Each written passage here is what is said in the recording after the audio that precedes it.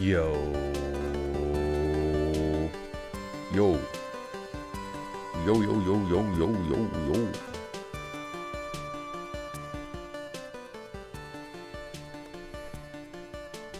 Gang 4KT. The four kitty tango.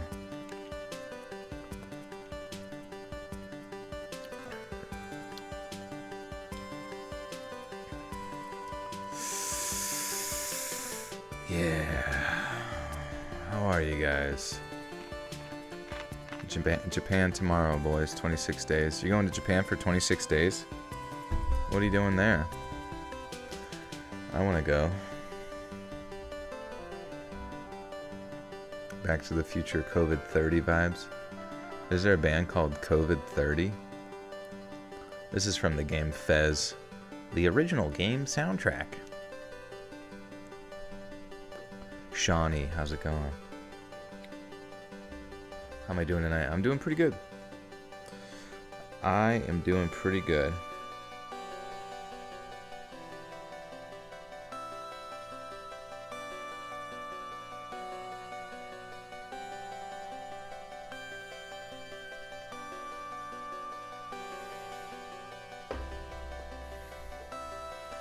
I heard Joel May stream earlier in the future. What are us night owls gonna do? I don't know. I'll probably fuck it up, I guess, at some point, but ideally on Sunday I want to stream at like between 7 and 8 p.m. Sorry. I burp whenever I'm lying and drinking diet soda.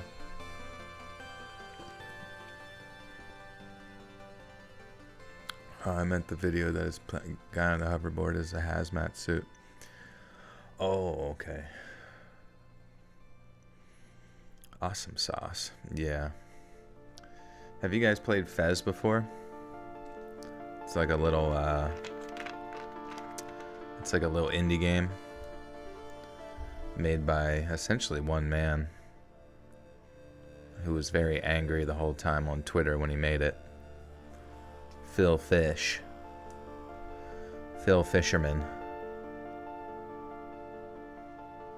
COVID-30. Are they all men in their 30s? Yeah. Anybody they kiss gets very, very sick. They get a cold for 2 days. No, but I played with my fuzz. Alright, you're going to jail. Straight to jail. Do not pass go. Do not collect $200. Good morning from England at 5:30 a.m. What are you doing up so early? What could be even happening in England? I thought there was a rule that everybody has to go to bed at the same time and awake at the same time to praise their dear leader. Kit Kat, welcome back for 13 months. Says I love when you read. Thank you. You're welcome, Kit Kat. It's my favorite thing to do.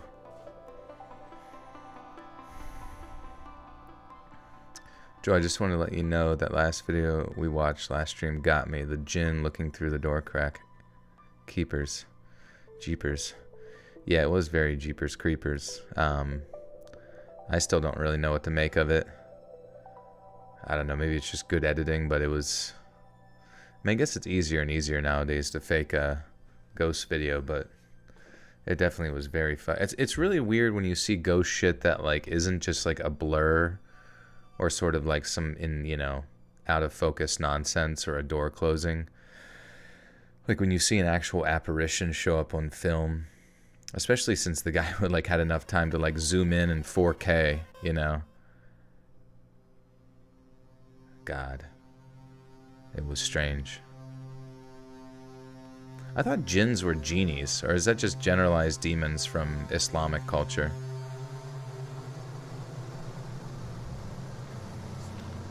Hey, from DC, getting ready to fall asleep to your stream. Hello, DC. DC Comics.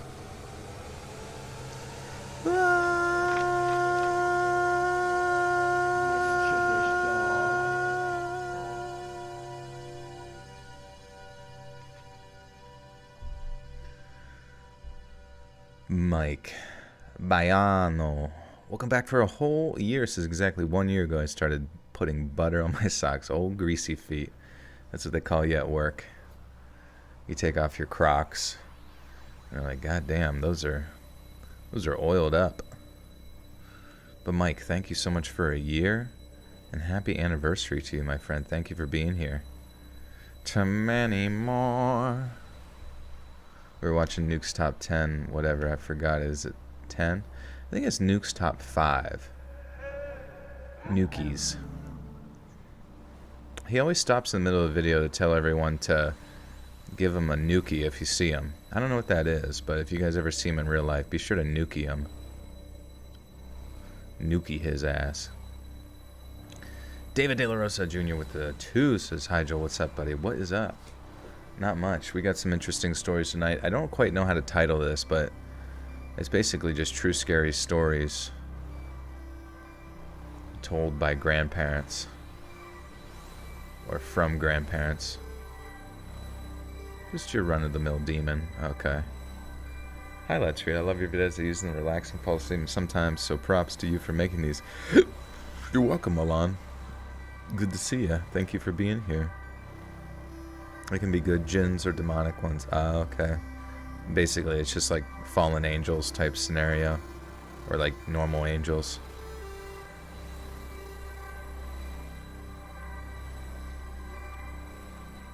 It rains diamonds in Uranus. That's hot. We gotta collect them. Make some necklaces. I feel like there's gonna be at some point in some sort of dystopian future,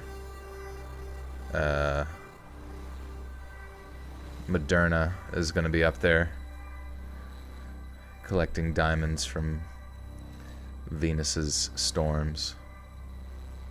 I believe in us. I believe humans can capitalize on space weather.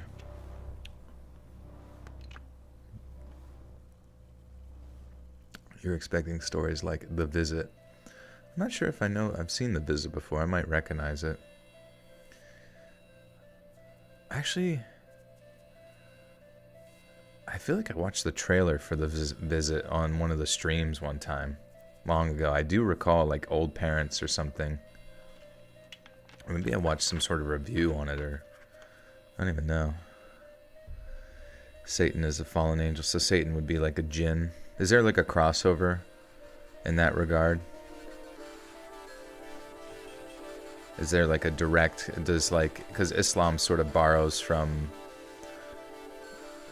like Jewish and Christian mythology, right? In many ways. Is that true?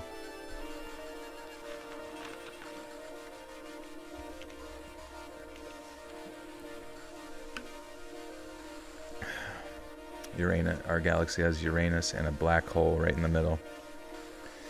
Just goes to show you, God has a sense of humor.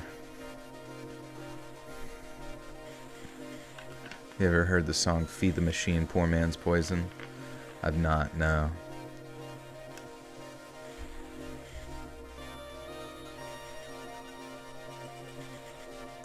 The Visitor. Oh, The Visitor. M. Night Shyamalan. Yeah, Shyamalama Ding Dong. I think I recall that now, yeah. Damn, I didn't see that. Maybe I saw a trailer at a theater or something. They were scary grandparents. Jinns are basically beings made from the smokeless beings and have free will just like humans. Angels don't have free will and are made from light. Oh, okay. Do you think it's because jinn were angels at one point and then ran away? We're gonna skip that song because it's a little bit. It's gonna give me a overstimulation explosion. Changeling Blaze, welcome back for 6 months. Wait.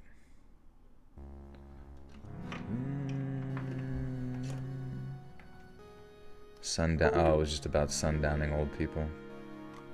It was about old jinns. Jesus Christ. I fucking hate this mouse. And Changeling Blaze, welcome back for 6 months, is forged in ash. We stand as one. For sure, dude. I'm on board. And thank you for half a year. Good to see you.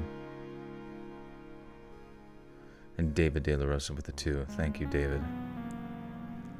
I've been listening to you since you started YouTube when I was in middle school. I'm in my last year of uni now, but I'd like to thank you for your narrations. It really helped me through it all. You're welcome, Trisha. That's a long-ass time. That's fucking wild.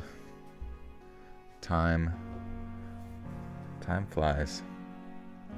That's like a lot of phases of people's lives, too. Just middle school, high school, university. Like, you're like 3 separate people throughout that whole process.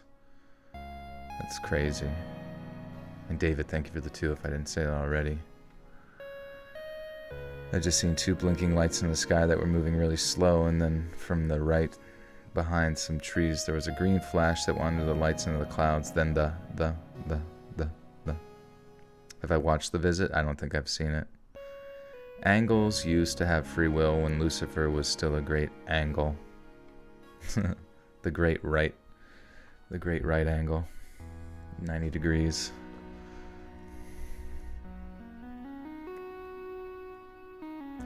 So angels have free will in the Bible, as there are fallen ones who left our Heavenly Father to hang out with some dope head Satan. Yeah, I always kind of like tried to sympathize with Satan a little bit, not in a way that's like blasphemous by any means, but just like literarily, you know? Because if you can imagine yourself, you know, you're Satan, right? You weren't necessarily born evil yet.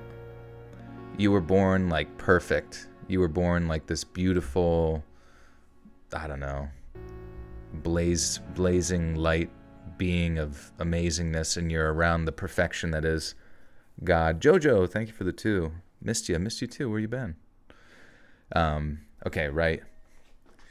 So you're like perfect, and then like, this is within the biblical stories, but then God makes humans, and then humans are like if you, okay, say you were married to, okay, then God made humans, and then he like loved the humans more. So like, say you were married to somebody, right? And then one day your significant other just goes out into like the garden and picks up some ants, like a colony of ants, collects their dirt and puts them in like a little containment thing and brings them inside.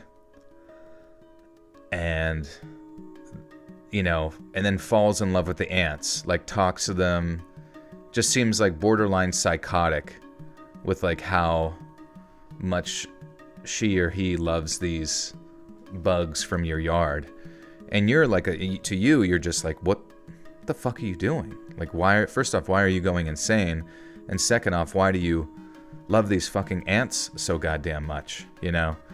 To the point where eventually, you know, you're kind of put through like a level of insanity of just like confusion that you don't you eventually loathe these ants that are from the garden that your significant other is, you know, adores.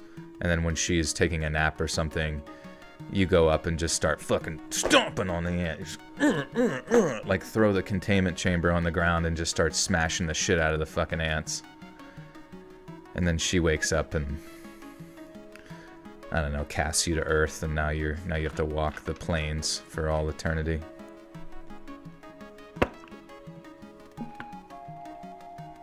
Just been living the vida loca.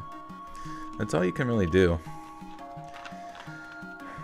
Ricky Ramirez had it really figured out back when he wrote that song. In Islam, Satan was a jinn who got kicked out of heaven because he was jealous of humans. Jinns and angels are 2 different beings. Okay, yeah. I guess there's a lot of similarities. First off, why are you going insane at God? Yeah, I don't know. Maybe it's not the best analogy, but it's like sort of, if you're trying to like understand Satan's perspective, it's like he's like perfect, and then God chooses these like imperfect beings that are like lesser to be like holding some sort of higher significance, you know what I mean? When a person says ghost, it doesn't bother me, but jinn gives me chills. Yeah, I feel like a jinn has some sort of like ancient energy to it, like it's some sort of old spirit, you know? How do you feel about the inner Earth conspiracy? You know, I think I have a whole video of the inner Earth, hollow Earth on my YouTube channel, actually. So it was something I looked into years ago. Let me look. Oh, I must have deleted it. Oh, that's sad. Maybe I got scared that I was gonna get like marked as a conspiracy channel or something. Damn. But yeah, I had a whole Wikipedia page where I read about like the Earth being hollow. And, you know, it seemed cool because they kind of had it in that Godzilla movie where Godzilla was able to travel really fast from different parts of the Earth because he would just go through the middle of it.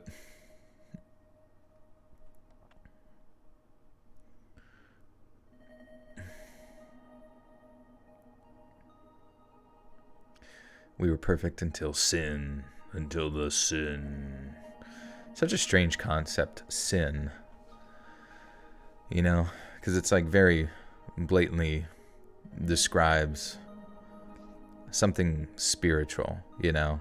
You don't really see it. Like, you could use it as an analogy in real life, saying like, I'll put him in the sin bin for committing a penalty or something like that.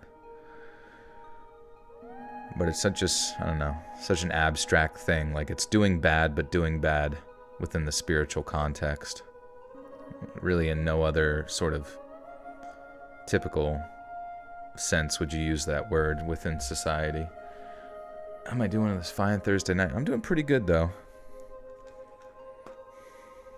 30 seconds. So you guys are like 30 seconds behind me, which kind of sucks but basically I got to keep it that way. Otherwise, some people sometimes like lag out of the stream. I don't know why. Just kind of how it be. So if you ever notice there's like a delay between you typing something and hearing me respond to it, it's because there's like a 30-second delay between me and you. So it might even be like a minute before you hear it.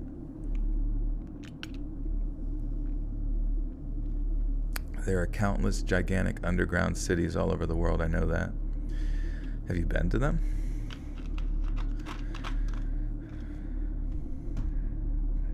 Were you born in these subterranean layers?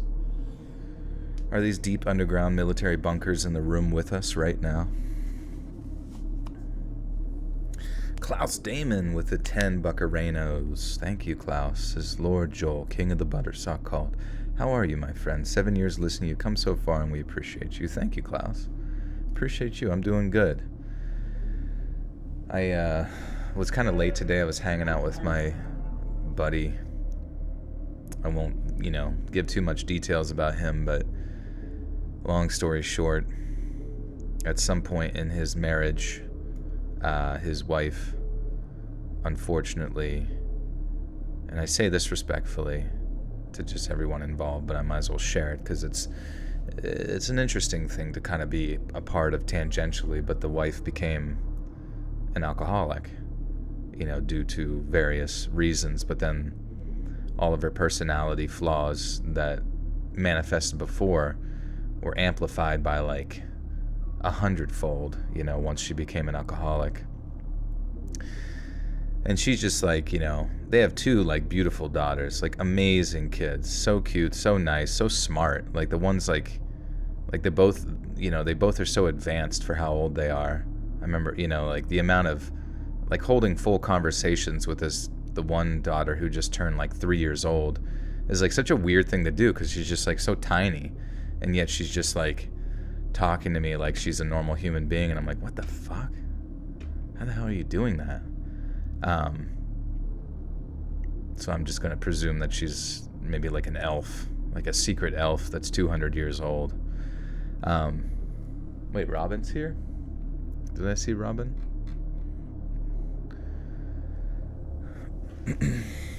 But anyways, she's basically put him through hell in like so many circumstances. One, just you know, how incredibly like gaslighting and psychotic and crazy she can be about everything, just sucking the energy and making everything just like chaos out of nowhere, getting blacked out and like, you know, domestically abusing him, you know, threatening to call the cops and lie to them about various things, basically just putting him through torture, like mental torture at all times. And then sometimes not even remembering what she did because of how blacked out she was when drinking. But just like every single day, you know, get home, kids come say hi to you. You don't even, you know, she says something like, I don't even want to, nobody talk to me till I have at least 2 shots in my system. And then just generally being like such a negative energy around the family for years and years, you know.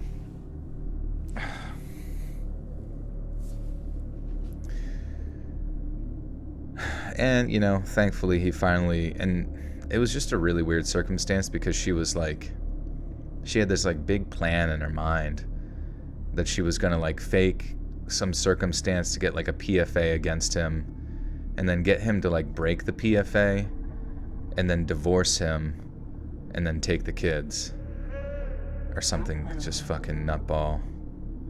But then proceeds to,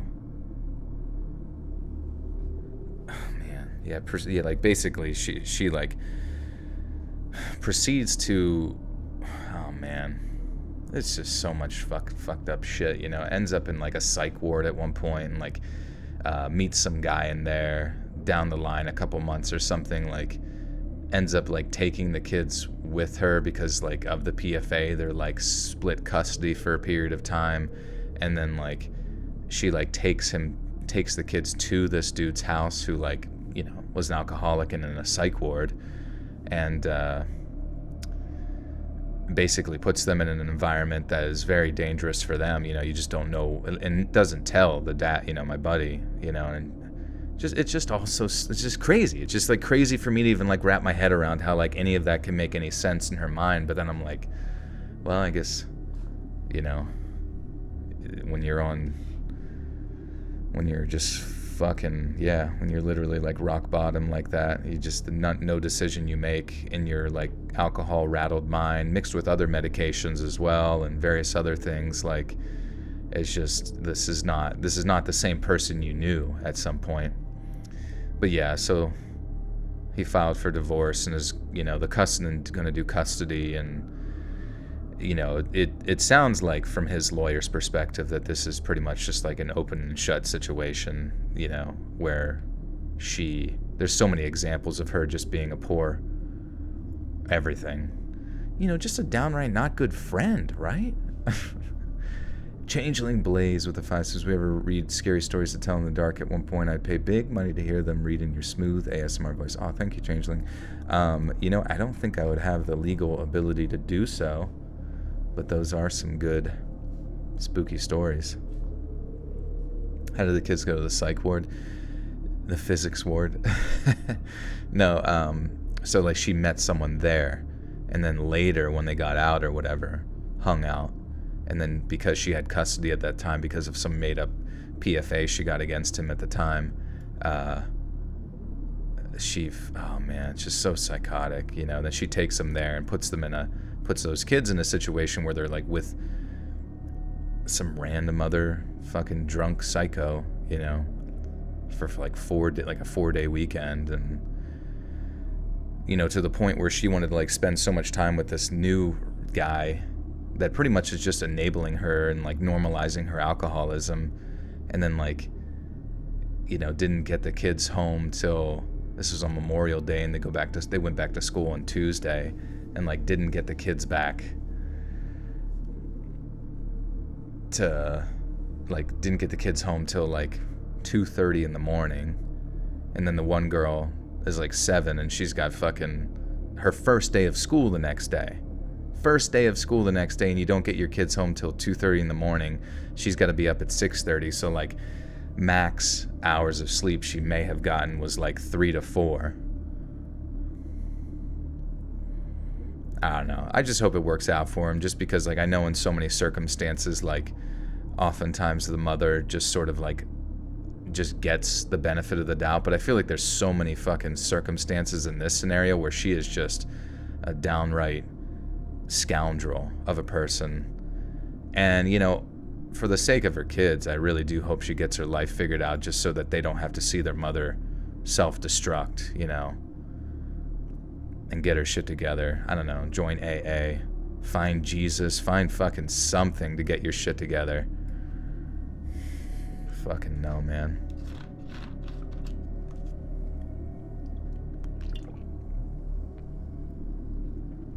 When I get a non-minimum wage job, you're gonna get like at least $100, Joel. Kenzie, no worries, but I do appreciate that. Thank you.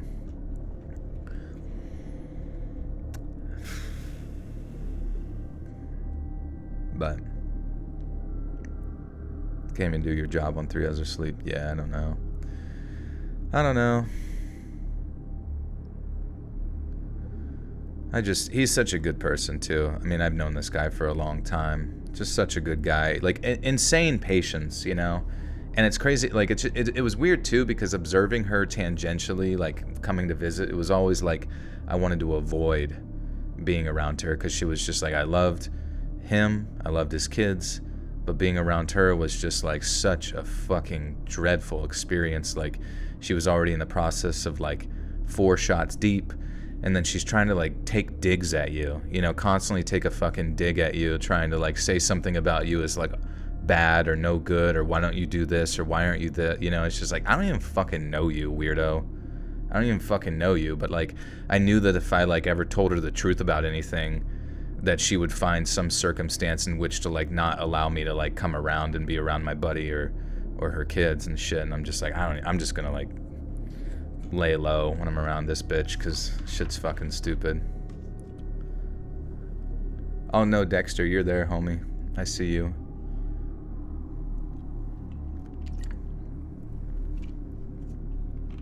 I have the only merch you'd ever consider buying. Nice. Which one do you like?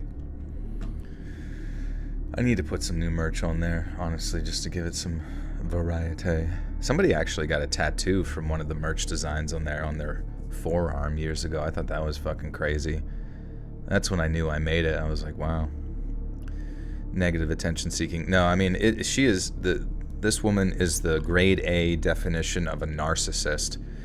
And the worst part is I genuinely don't think she's ever going to one day look in the mirror, see what she has wrought upon her life, and think to herself like, this is my fault, you know? Because everything she's ever done up until this point has been like some strange process of manipulation to, one, destroy those around her, and two, be the victim, you know, in the process. Always the victim. Just fucking strange, man. Do I wish death on her? No, I generally love her. Like, I know that sounds weird, but like, I knew her before she was an alcoholic, and I genuinely love her and her family, and I want her to get the help she needs. But I want my buddy and his daughters to be free from that, like, because he made a good analogy. He's like, dude, it's like rock climbing. Like, when you go rock climbing, if one person, you know, in the process of rock climbing falls down and they're just hanging there, there's always the rule that they agree upon where the one person at the top is going to cut the other one loose and let them fall, or else they both fall. But he's like, in this scenario, it's I cut her loose, or like she takes me and my daughters with, you know, she says something to get me put in jail, and then or else my daughters end up with her in a situation where she doesn't, you know, she loses her job because of her alcoholism. She's around people that are very seedy because of the alcoholism. The kids, you know, see this self-destructive behavior. The kids potentially are in an environment that could be dangerous to them in a myriad of ways. Like, I just, you know, when he said that, I'm like, that makes so much fucking sense, man. Like, you cannot, like, sometimes you want to have like pity for someone who is self-destructing, but you just can't, you know. You gotta fucking look out for yourself, and especially for your kids. Chrissy Meowery, welcome back for 9 months. Gestating in the Buttersock Cult says, can we make matching pet merch? My cat would rock a Let's Read shirt with Pradeep's face on it. You know, I'm not sure if Spreadshirt allows that. You can take if they have like pet merch, you can take the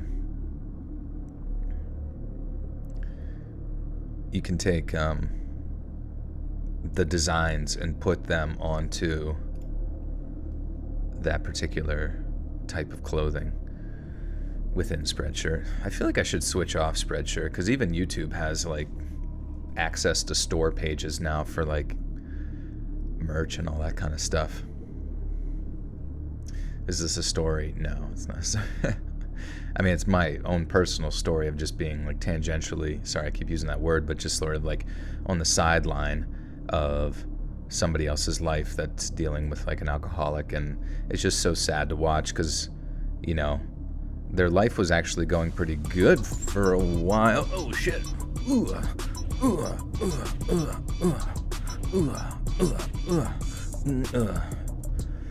Let's say Sierra Griffith with a big $50 donation. Says, just realized I'm an adult with an adult money, so here you go. Thank you, Sierra. I appreciate those 50 adult dollars. Thank you so much. Seriously, and your first ever super chat too. It's a great one to start with. I appreciate that. I'm struggling with loving my cousin in the same situation, except her mental illness is schizophrenia, heavy alcohol usage, and illegal drugs. And your best friends too. Yeah, I mean, it's all you can do, I think, sometimes is just let them find them. I mean, you can tell them the truth as best you can, but if it starts to hurt you and those around you, you just got to get away from that and just kind of like let them run their course, and let them look themselves in the mirror one day and just see who they are, whether that, you know, involves them ending up in a scenario that's ugly. It's just going to be how it has to be. Like, people have to reap the consequences of their actions to truly see that they need to change, you know. And Stephanie Bowling, welcome back for a whole year, says, hey Joe, I have good news. Tuesday I hit the 9-month pregnancy mark, so my twin daughters will be born on September 21st. Hey, congratulations, Stephanie. Jolene 2 and Jolene 3 are on the way. Did you hear that Mr. Botland is doing a live reading in Austin, Texas on October 20th? Sounds dope as hell. Thought about you talking about it the other night. No, that's dope. That's dope. I hope it goes well for him. I think he's gonna have a good time. I said, Joe, I think we're all okay with your personal stories. Sometimes they're more entertaining than a few of the stories. Not that this is tragic stories entertaining. No, it's okay. I do understand that sometimes it's starting on a heavy note like that. I don't know, sometimes I kind of use the chat as a little bit of like, you know, you guys are kind of like my therapist people. I'm just sort of like talking to and getting good feedback from, and just sort of, you know, venting about things, even though obviously it's them going through this tough circumstance. It's just like, I don't fucking know, dude. I just want well for him. I want well for his daughters, and because like they are so fucking positive all the time. Him and his daughters, just like the sweetest people ever. And then you bring just that other piece of the equation in there, and it's just like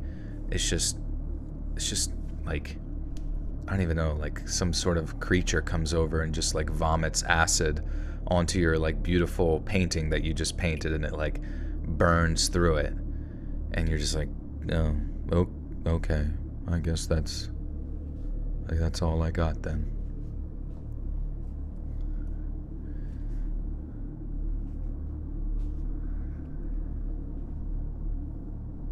All right, anyways, we got 7 stories tonight, told from the perspective of grandparents, or told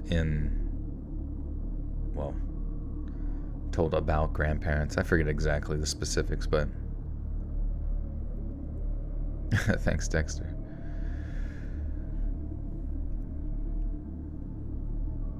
I've been working in the film industry now for about 10 years.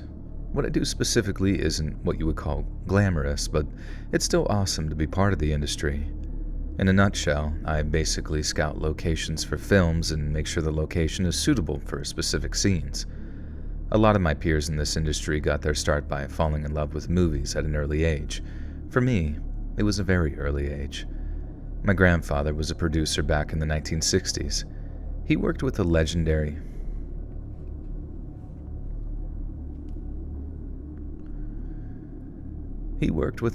talents such as Audrey Hepburn and Alfred Hitchcock, John Wayne, and even Elvis Presley. When I was really young, he would entertain my brother and me as well as all of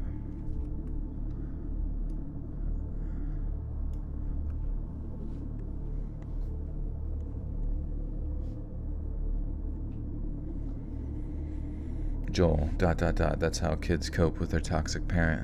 What do you mean? I don't remember saying what they do.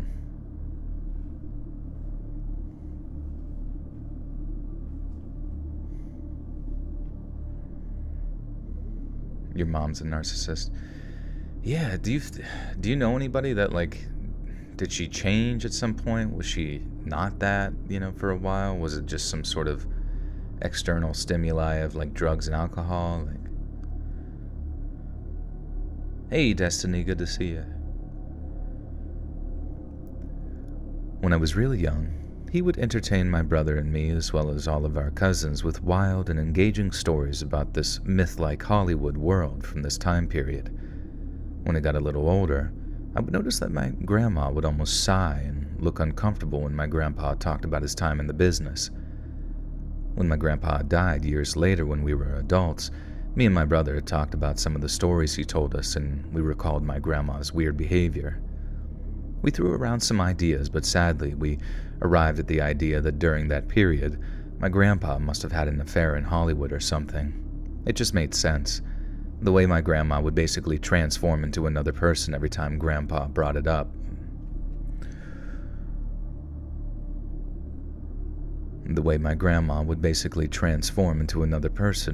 Grandpa brought up Hollywood screamed unpleasant memories. And though it's not fair to assume it was an affair or something, we just think back to that time period in Hollywood, and let's be honest, it was like the Wild West of partying. Beautiful actresses everywhere. My grandfather being this hotshot producer, it unfortunately just made sense, as horrible as it is to think about. So why am I writing the story, though? Last month, me and my brother finally asked my grandma what happened while he was in Hollywood. We didn't want to hear fairy tale stories that my grandpa would share anymore. We wanted to know the truth, especially since I started working in... God, how is that a tongue twister at all?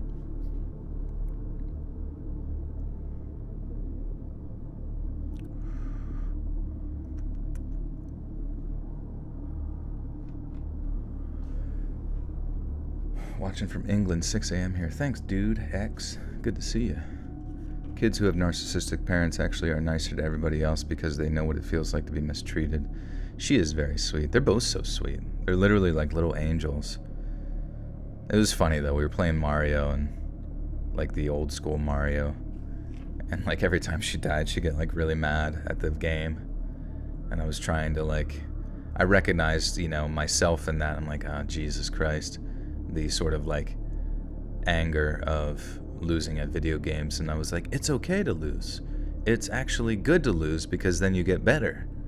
You gotta fail to grow. And she was like, shut the fuck up, Joel, you dumb asshole. I was like, okay. Sounds good. I'm like the android in the family that just gets beat up.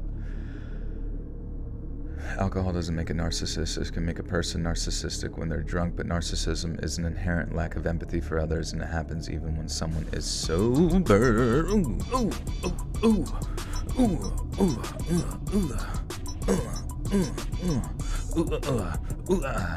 Jacob Bowling with the 30 buckarina says, Joel, Tuesday I lost my youngest brother David due to a drug overdose. I miss him, but his death is what it is. Joel, I'm very sad and very depressed. I need to let my Let's family more than ever. I need my Let's family more than ever. Absolutely, Jacob. We're here for. I'm sorry to hear that, man. But thank you so much for the 30, and I'm glad you can be here. And Dane Mom Dragon with a 5 says, narcissists will unfortunately never change. It's hard to change when you think you do no wrong. Yeah, and it is kind of funny, like just the things that her personality sort of gravitates towards as well. I don't know.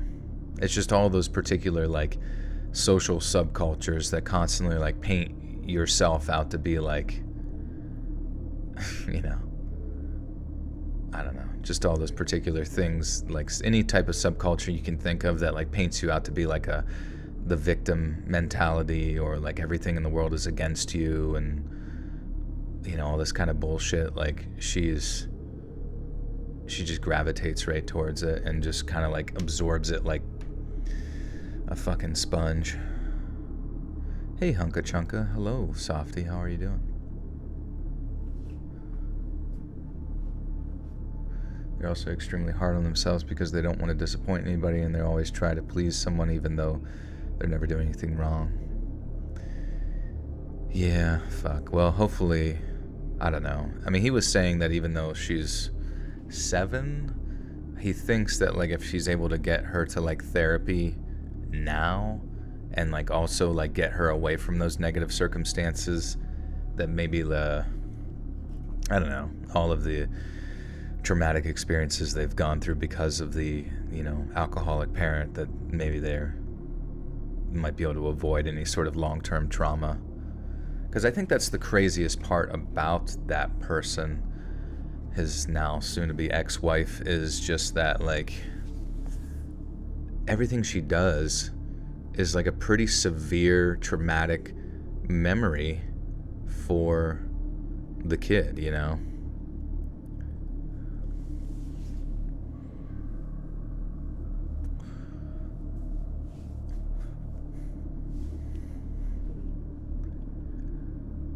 We wanted to know the truth. We wanted to know the truth, especially since I started working in the industry myself. Just in case it had been an affair, we approached the subject very delicately with my grandma. We didn't want to upset her or bring up horrible memories. After all, until the day he died, my grandmother always showed so much love and admiration for my grandpa, so it just seemed weird that he would ever do something like that. My brother, being the smooth talker of the two of us, asked her point blank, "Why did Grandpa leave Hollywood, and why do you always go quiet and leave the room every time Grandpa would tell us stories?" My grandma took this long, deep breath, and she responds, "I suppose you're old enough to hear the story now."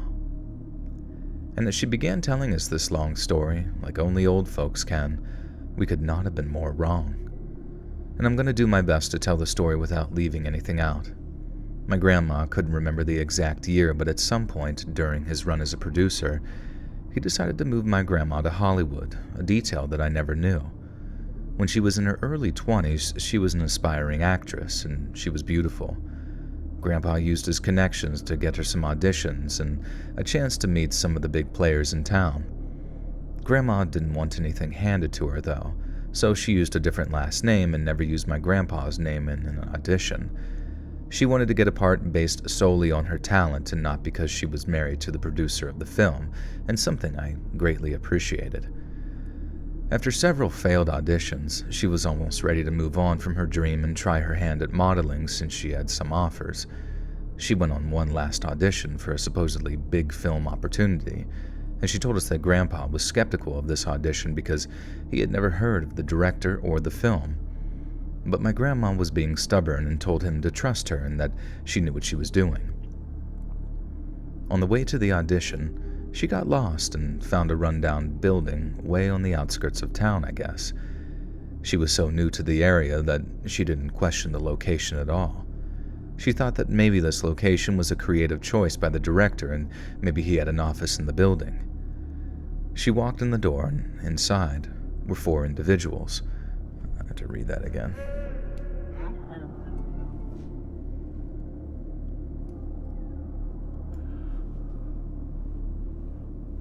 Joined into depression talk. No, I'm sorry. I'm not trying to be depressive. It's just sad. Yeah, I'm not depressed. I'm not sad. I'm sad for my buddy. But I think we're on the tail. I think we're on the better end of things. He's separated from the negativity. He is,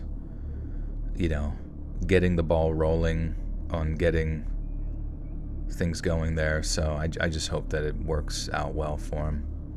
Jacob with the 5 says, what I was trying to say is that his death is what it is, and I need my Let's Read family more than ever. I've been trying to stay strong. Absolutely, Jacob. I'm thankful you can be here.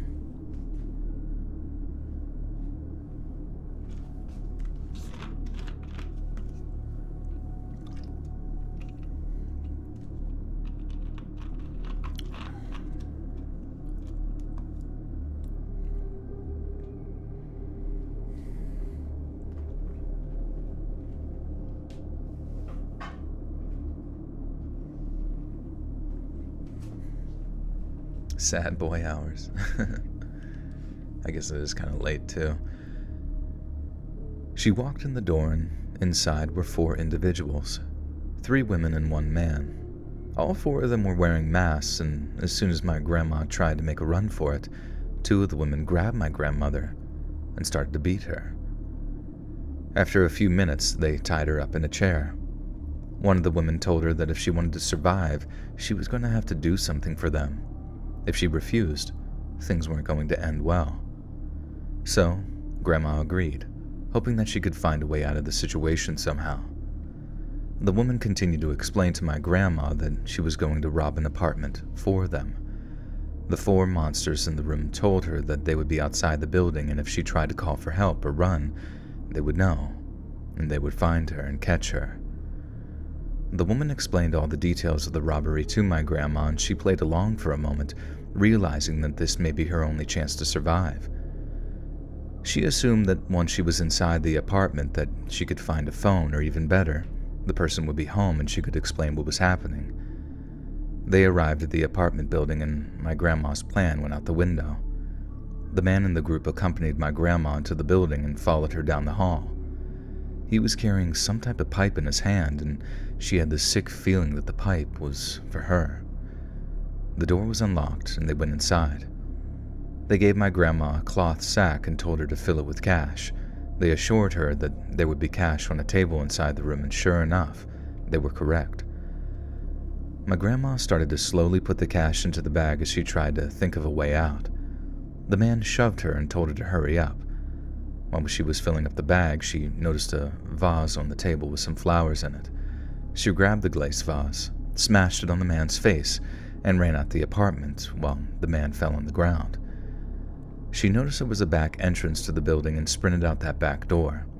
She ran several blocks and then found a cop car parked in the lot, and she frantically approached the police and told them everything. Cops had a little less sense of urgency towards women back then, so it took them a minute to actually believe that my grandma...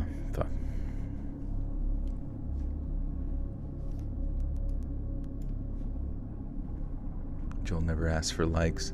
I don't know if likes are significant. I mean, you can click the like button if you want. It would be helpful, I guess, but... Does anyone remember Quake 2? I just got it for PS4. Oddly, the depression talk reminded me since I used the Heaven play it when I was 14 and depressed. Interesting. Yeah, I don't think I've ever played Quake 2 before. I'm surprised it's on PlayStation 4, but I guess they do bring those old ports.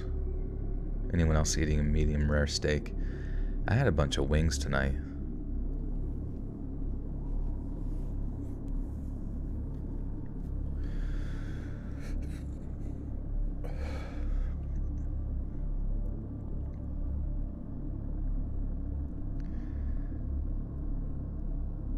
Cops had a little less sense of urgency towards women back then, and it took them a minute to actually believe my grandma and take her statement. They eventually called my grandpa, and he decided to raise hell. Thankfully, my grandmother was able to give a very detailed description of her captors, which led to the arrest of one of the women, but the other 3 people were never caught. She never found out whose apartment it was, but she assumed it belonged to someone in the dark underworld of Hollywood at the time. The woman they arrested admitted the plan was to knock out my grandmother inside the apartment after she filled the bag, and basically pinned the entire thing on her. They didn't plan on her escaping or having a powerful husband, though. They assumed that she was some young actress in Hollywood, and getting caught at the scene of the crime would just make her another poor soul getting lost in the dark world of show business. This nightmare scarred my grandma so much that she didn't want to spend another second in that town. She moved back to her parents' house, and my grandpa followed several months later, and that's when they started their family. He would tell us fun and happy stories to entertain us kids, but whenever he mentioned his time in Hollywood, Grandma couldn't help but think about the nightmares she'd endured. I can't imagine what my grandma was thinking during that ordeal, and I'm just so happy that she was able to get out of it and find a little bit of justice. As for the 3 other monsters from that night, I just hope they got caught for something else, and that justice was eventually served. Jacob Bowling with the 10 says, Joy, been friends for a long time. I'm going to be honest. I miss my youngest brother, David, but I can't change what has been done. I'm going to call it a night. Take care, Joel. Hey, David, Jacob, take care, my friend. Thank you for being here. And thank you for all the support, too. Medium rare is your favorite? Yeah, medium rare steak is the only way to enjoy a steak. That and marinating it. You know, ever since I started marinating my steaks, they're just so much fucking better.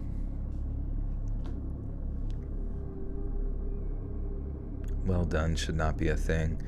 Yeah, I feel like well done's for like dogs. That's actually mean to say, but it's just weird. There's no taste to it. There's no, I don't know. What's the point of getting a steak?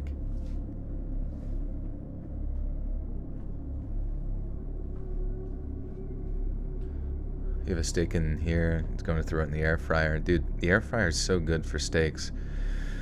Fucking 400 degrees, 8 minutes, flip it halfway. Maybe another minute if you need to. It's good to go. This story taught you if you have connections, use them. Yeah, connections do make a big difference, especially within the realm of law. If you haven't learned that lesson, learn it quick. Abe's Oddworld. Yeah, Oddworld was great. I always loved the universe of Oddworld.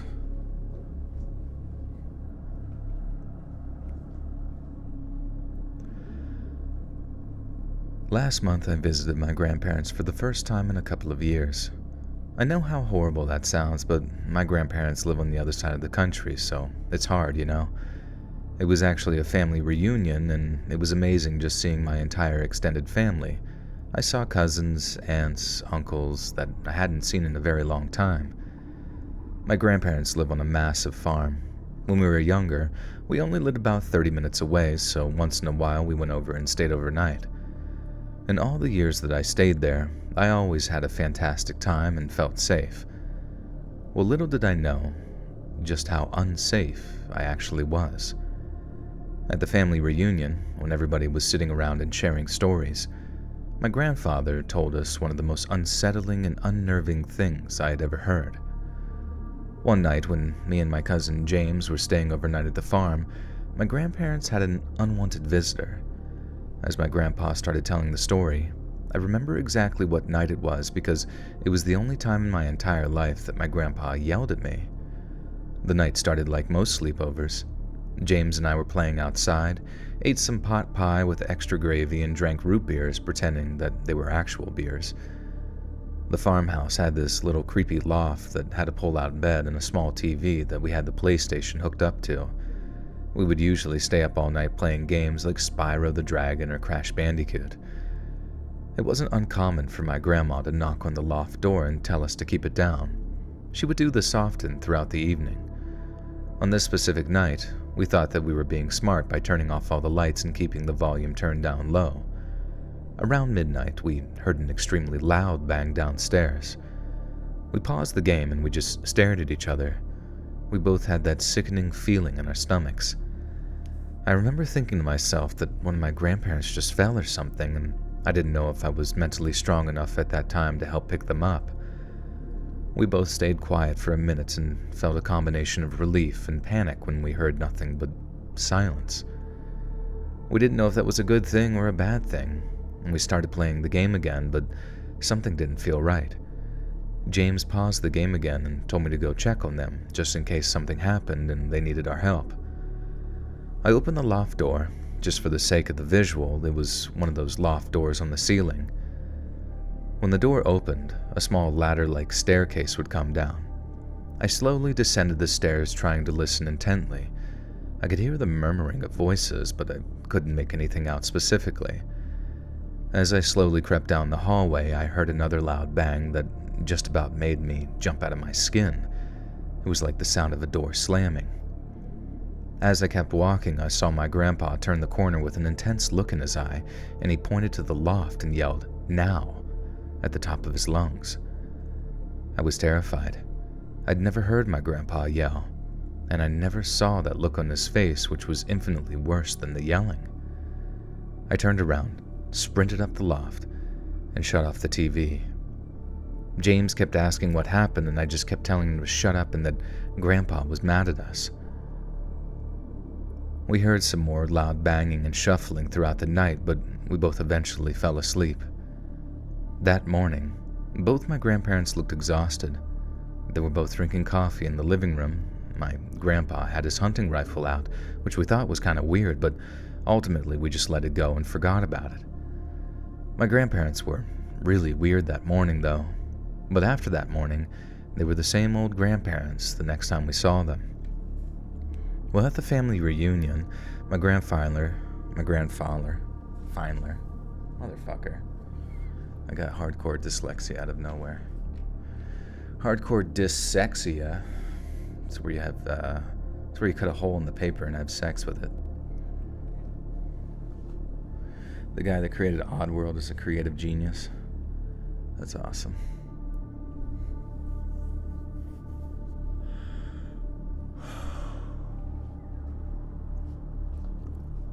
I vaguely remember the Oddworld game on Xbox. And I feel like I remember it being good, but I also don't really remember much of it.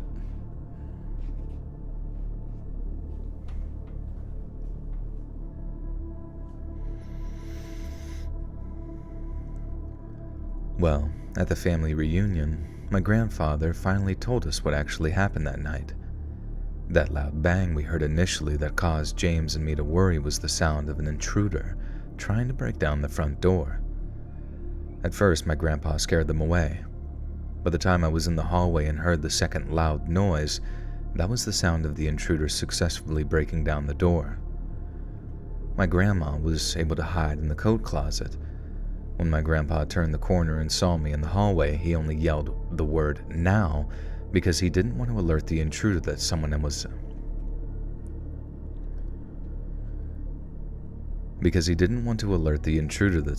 was in the house. He just hoped that pointing to the loft would communicate to me that I better get up there. Luckily it was, but it was only because I was scared of getting yelled at. After I went back into the loft and shut the door, my grandpa went and grabbed his hunting rifle. My grandma successfully forced the intruders to leave, but he wasn't going to take any chances, so he stayed awake all night in the living room. He did call the sheriff, who was a good friend of my grandpa, and he told him that there was no reason to send anybody. He explained what happened and basically made an unofficial report over the phone.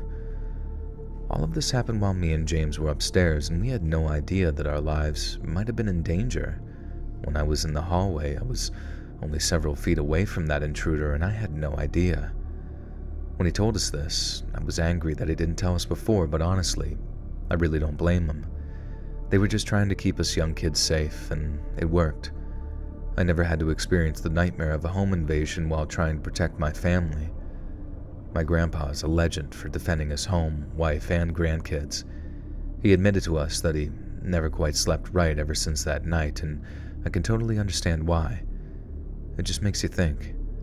I wonder what else happens when you think you're truly safe.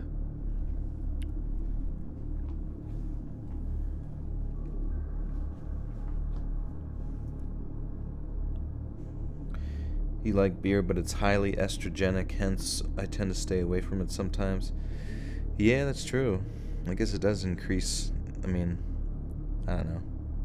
Gives you man boobs. Not worth it. Ugh.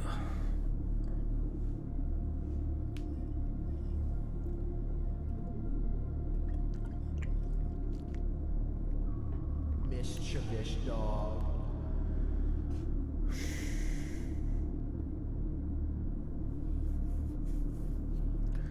Elvira Ojeda. Welcome back for 3 months. Says, hey Joe, I'm glad to have not missed tonight's live. Tonight's topic is a strange, interesting coincidence, though. My family buried my grandpa today. Or grandma today, sorry. Well, Elvira, I'm sorry to hear that. But I do hope that she lived a good life, and hopefully she was able to share some interesting stories with all of you, or, you know, everybody else hopefully shared some interesting stories at the funeral.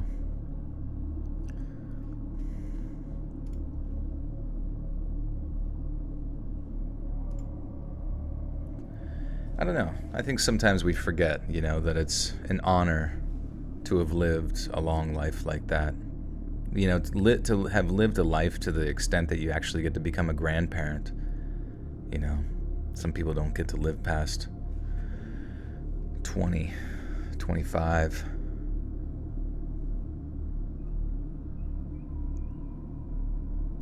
I have COVID for the second time. I just want to say thanks for entertaining me and distracting me, feeling like I just want to jump off a cliff. Second time. Second time as in, like, this year, or... She was 94. We saw lots of family today. Well, that's good. And that's good, too. It kind of, you know, it brings everybody together.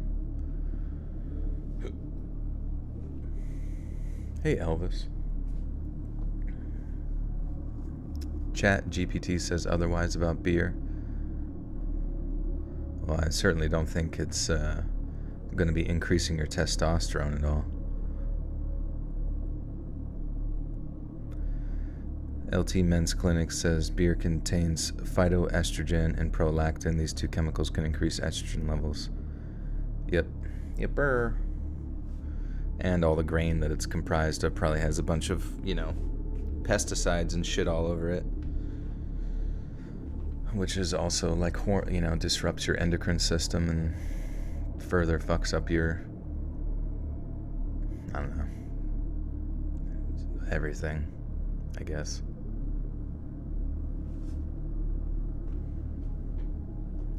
I never said testosterone. I'm fact-checking you. I wasn't. What? What did ChatGPT say? I feel like we're miscommunicating right now. Buddy boy. Don't call me buddy.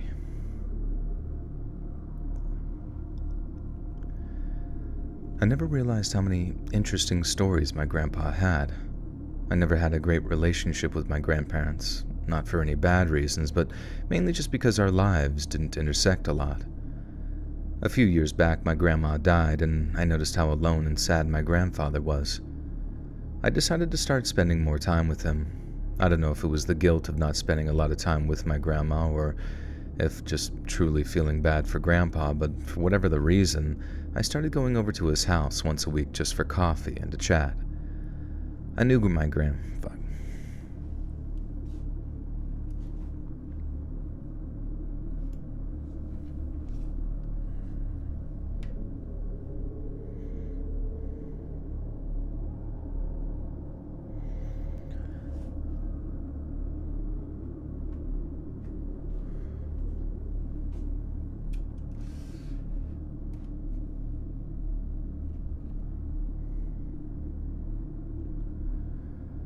I knew my grandpa served in the war, but I never heard any stories growing up. I believed he served in the Korean War, but I don't actually know. All I do know is that he was stationed in Germany for sure and a few other European countries during that time. One afternoon, he and I started talking, and we started talking about his time in the military. He told me that he didn't meet my grandma until he got home from the war, so being a single man in Europe, he was spending a lot of time with women. He told me when he was in Germany, a few of the guys he was stationed with went to one of the local pubs, And forgive me if you're from Germany, I don't know what the proper term is for a bar or a pub in that culture. While he was drinking with his buddies, he met a woman named Irma, and from the way he described Irma, I could tell that he was in love with this woman, or at least very infatuated. He told me she was beautiful, curly blonde hair, bright blue eyes, and a smile that could light up an entire room. Those were his words, obviously, and not mine. He spoke a little German, and he spoke a little English, and she spoke a little.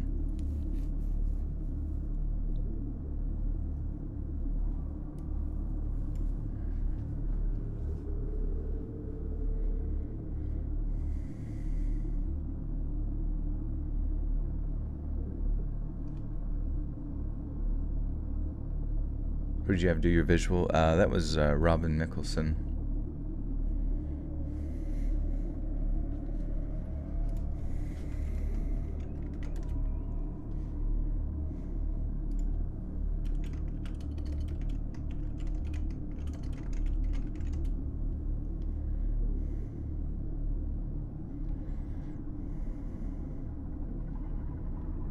What did you look on ChatGDP there, man? I think you're incorrect on this beer stuff. I don't know what you said. I feel like you jumped. You kind of became combative in your language there instantaneously because I said beer was estrogenic. Because I typed in, is beer estrogenic in the ChatGDP here, and it instantly says beer does contain some compounds that have estrogenic effects, but overall, it says you have phytoestrogens. The hops are one of the key ingredients in beer and contain compounds called xanthahumol and isoxanthahumol. These compounds are known to have estrogenic properties. Alcohol. Beer contains alcohol, and excessive alcohol consumption can disrupt the balance of your hormones, including estrogen. Blah, blah, blah. Individual blah, blah, blah. Like you said, you fact-checked it or something, and you sounded like angry out of nowhere for no reason because I said beer gives you man boobs.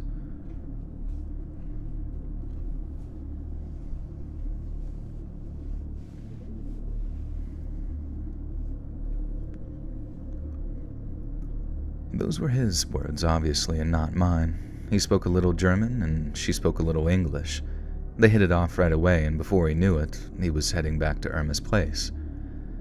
I didn't think bar encounters like that happened in the 50s, so I was surprised to hear that little detail. He started to tell me details about the walk back to her place as well. He said that he should have seen the warning signs, but he was hypnotized by her beauty, and not to mention that he had been drinking quite a bit, so he wasn't in the perfect state of mind.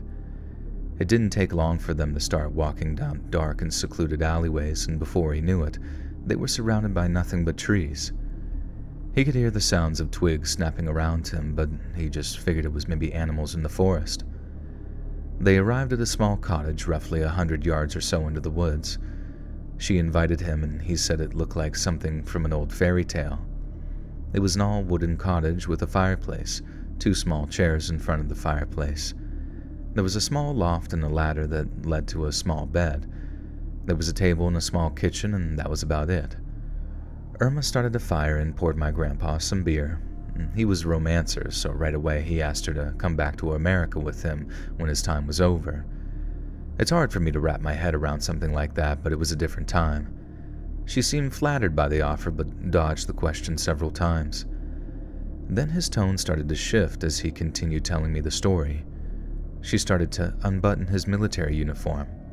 He turned his head in a moment of pleasure and only caught a quick glimpse, but he was immediately startled by what he saw outside the window. He jumped up out of the chair and started to tell Irma what he saw. He said a man was in the window spying on them, and as soon as he noticed, the man ducked down. Irma seemed dismissive and kept trying to distract my grandpa. As much as he wanted to give in to Irma, he felt a duty to protect her in case it was some kind of threat. He started to remember all the noises he heard on the way to the cottage and started to fear the worst. What if they were followed by someone from the pub that he thought? Oops.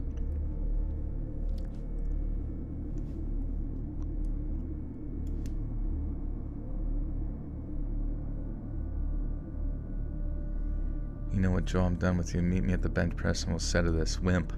Wimp? You know what? You can drink your beer. You can have as much beer as you want and get some big, honking, jiggly booze. I don't care. You bench press 400 pounds with one hand and a beer in the other. I believe it. You rest it directly in your tatas. It was a coincidence the beer was mentioned in the story. It's destroying everybody's life.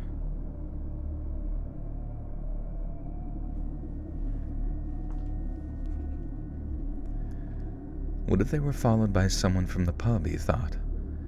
He finally was able to break away from Irma and demanded that he needed to take a look outside, and she seemed upset but didn't say anything. Grandpa went to the table near the door where he had set his weapon, and it wasn't there anymore. He turned around and asked Irma where the weapon was, and she just stood in front of the fire. At that moment, a large man, speaking German, broke through the door and clocked my grandpa right in the face. He described the pain as if though he were getting struck in the face by iron. The woman started speaking German as well, and because my grandpa wasn't an expert in the language, he couldn't follow what was being said. That and the fact that his head was ringing from the sucker punch that he just received. The man then continued to beat my grandpa. How do I squeak like a little squeaker?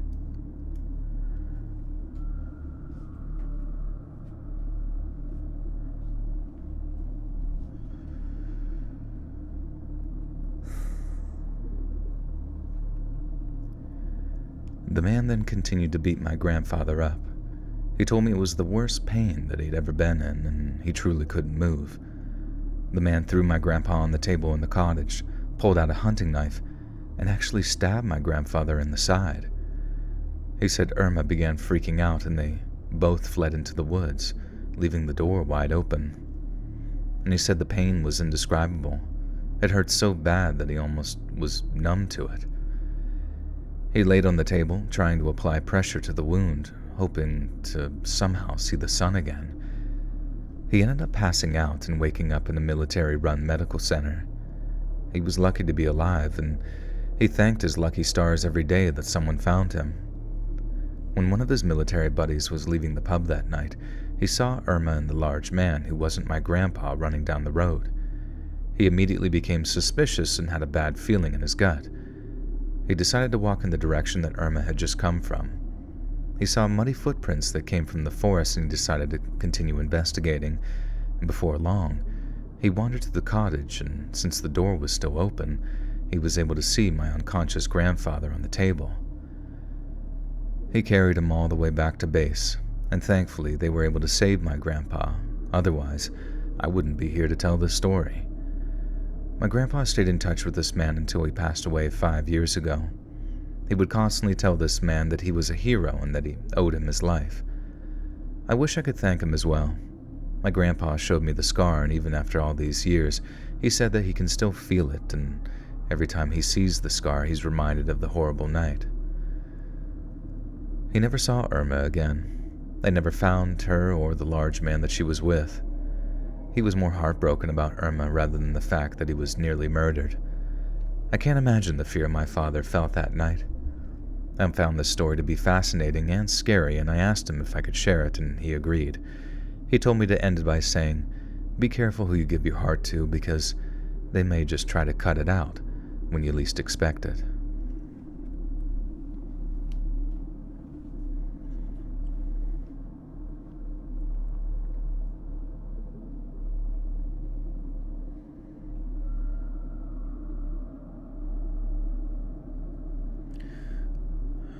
I got confused there for a second when he woke up in the military medical center. He was lucky to be alive, thanked his lucky stars, and his every day that someone found him when one of the military buddies were leaving the pub that night. Oh, okay.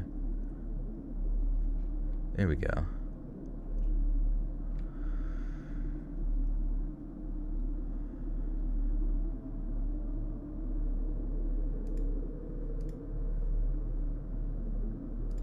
Alright. We're cruising, we're bruising. I like this concept, though. Do you guys have any stories that your grandparents would like to tell? please submit them to reddit.com/r/letsreadofficial or submit it to letsreadsubmissions@gmail.com.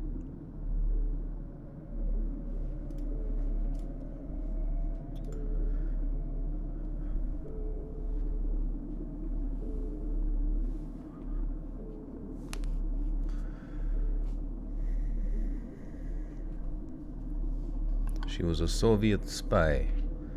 I don't know. It's kind of weird. It's kind of just sounds like it was like a cheating scenario. Any Limp Bizkit fans? I love Limp Bizkit back in like 5th grade.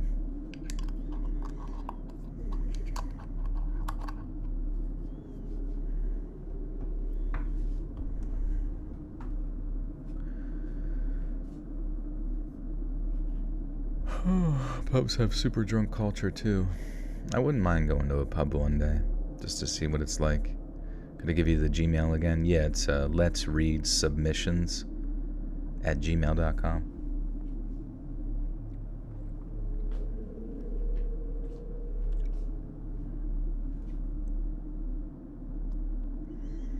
Limp Bizkit the band, or just my biscuit? Super limp. Hello, Derek. This is a weird story I just found out for the first time about a year ago from my grandma. She just passed away a few weeks ago, and I thought that I would share this wild story that she told me and see if it entertains you like it entertained me on my motherfucker.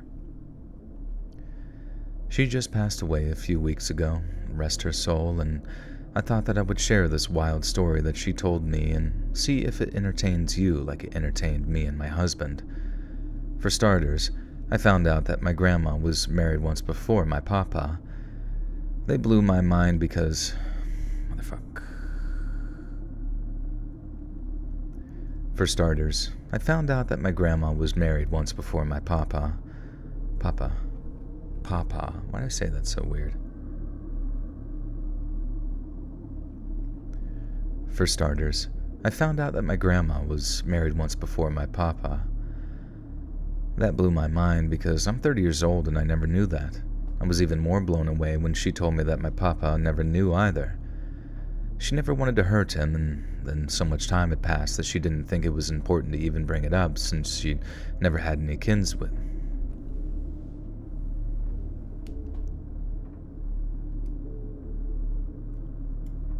Pradeep's over there having sex with this blanket.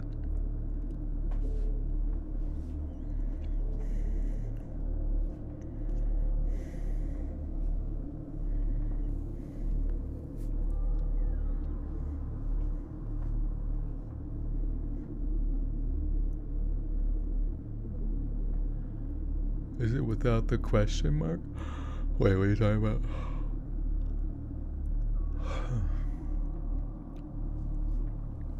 Am I saying it right? Papa? What kind of mic are you using? Your voice sounds so smooth. The one you're hearing me in right now is a Neumann TLM 103. But then the one that you hear me in videos is, I have it up stacked above right now that I'm recording into, is called a H4n Pro.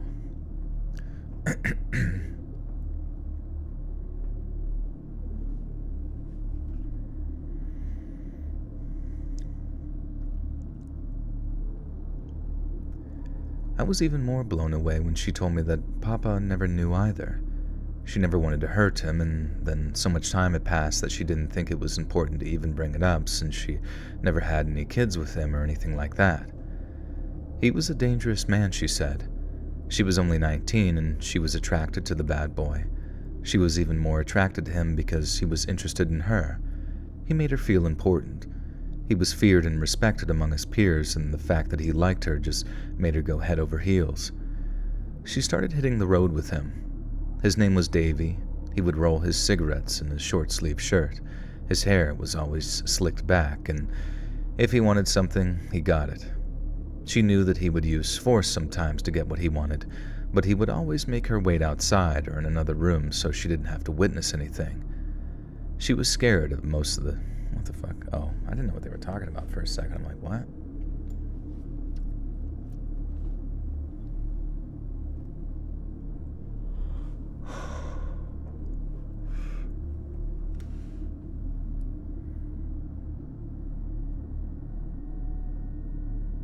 Hey, Zachary Bernard, how you doing?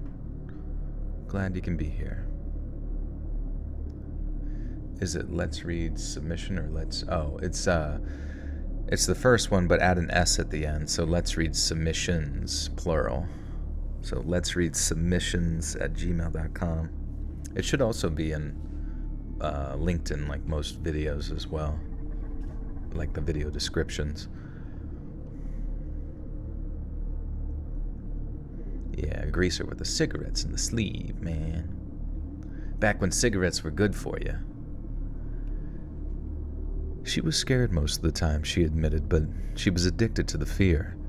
And your first love will always have that vice grip on your heart, for better or for worse. They were living in a small boarding house, essentially paying weekly to rent a room. They were on the move a lot, so they needed places like this where they pretty much could leave at a moment's notice. One night, Davy came bursting through the door. He was wild and angry and yelled at my grandma to grab what they needed and that they needed to leave right now. She couldn't be sure, but she thought that she could see what looked like blood on his shirt and jeans. She was upset and tried to get Davy to relax and explain what happened, but he was just being angry and yelling. She learned over time that when Davy was like this, it was better to just do what he said. They hit the road, and he didn't say anything for hours. Finally, my grandma asked what happened, and all Davy said to her was that they were never going to speak about tonight and that he wanted my grandma to forget about it. After all the horrible things she knew that he did, for some reason, this felt worse to her. She knew that he was bad news, but that's really...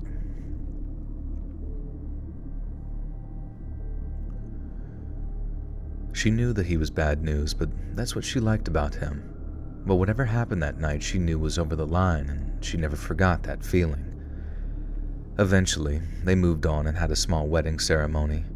She wanted kids, and Davy would just tell her that someday they will. Well, that day never came, and my grandma started to get impatient, and not to mention, the bad boy routine was starting to finally affect my grandma.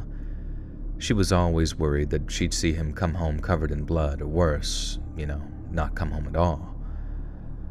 One night, her worst dreams nearly became a reality. They were home having an evening together, and there was a knock on the door. It was an older gentleman that she didn't recognize.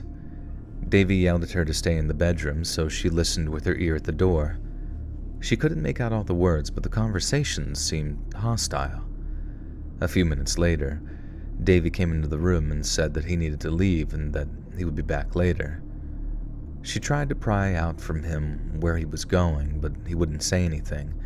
He seemed different this time. Instead of anger, he appeared to be more scared than anything. She waited all night, and Davy never came home. She didn't call the police because he always told her no matter what, don't call the cops. She decided to take action into her own hands and play detective. She looked around their small apartment for any clues. She found some notes with a street address on them, and that morning she walked to that address. She didn't find Davy and instead found something that haunted her for decades. It was a warehouse, and inside, she found a very gruesome scene. I don't want to go into details my grandma went into, but let's just say that there was a lot of blood and a body. She ran to a nearby store and had the clerks call the cops. My grandma claimed to the cops.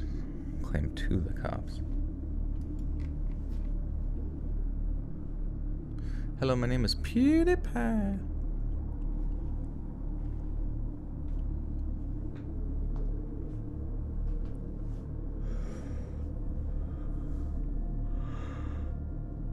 When you read someone's submissions, we say who wrote it.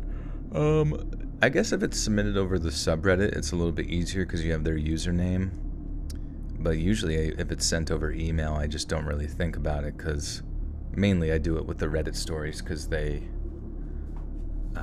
could copyright strike you if you don't give credit or whatever. And I just assume over email, people just don't really care.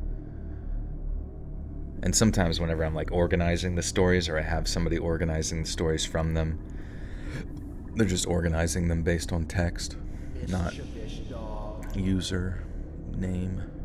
Shanus, welcome to the Buttersalt Cult. You now have access to bonus content. Welcome back.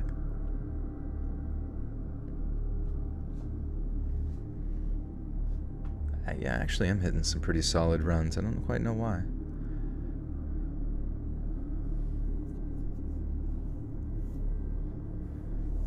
You like the break-in stories? Yeah, those were some pretty solid, a solid amount of good ones. Also coming up, we got an interesting topic for Monday's video is going to be 50 times I stuck a pickle up my ass. So that's going to be probably going to get me kicked off of YouTube for that one, but no, sorry. It's going to be scary prisons you should never visit. But I think it's going to be interesting because it's going to be like prisons that you really didn't even know existed, work camps, shit like that. Stuff that might open your eyes to like some modern day bullshit.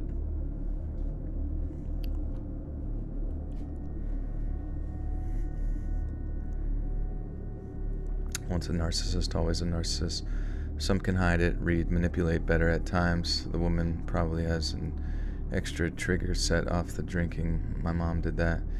Yeah, she definitely was a bit much in general, but yeah, whenever the alcohol started, it was like 10 times that, you know? And it just makes it so unfun to be around.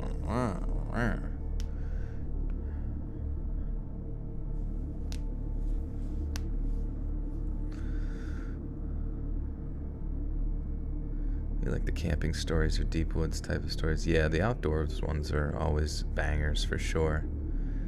And I guess it's still nice out, so you guys can send in some camping stuff. Maiden. NFL John Maiden 2024.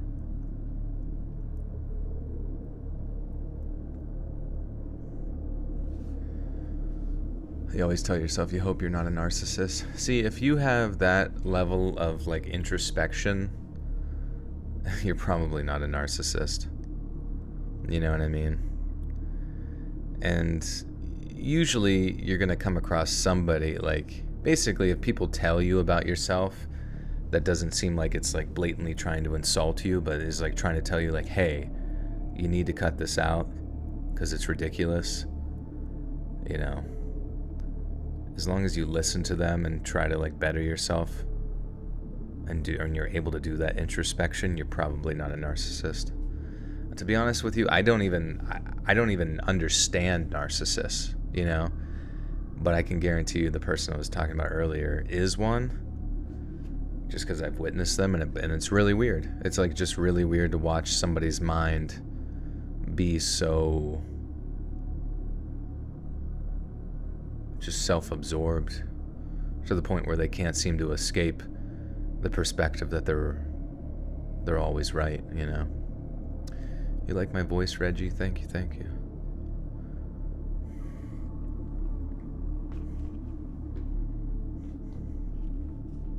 You bet Ireland might be one of them. The whole country of Ireland, one big narcissist. Oh, we're a bunch of narcissists.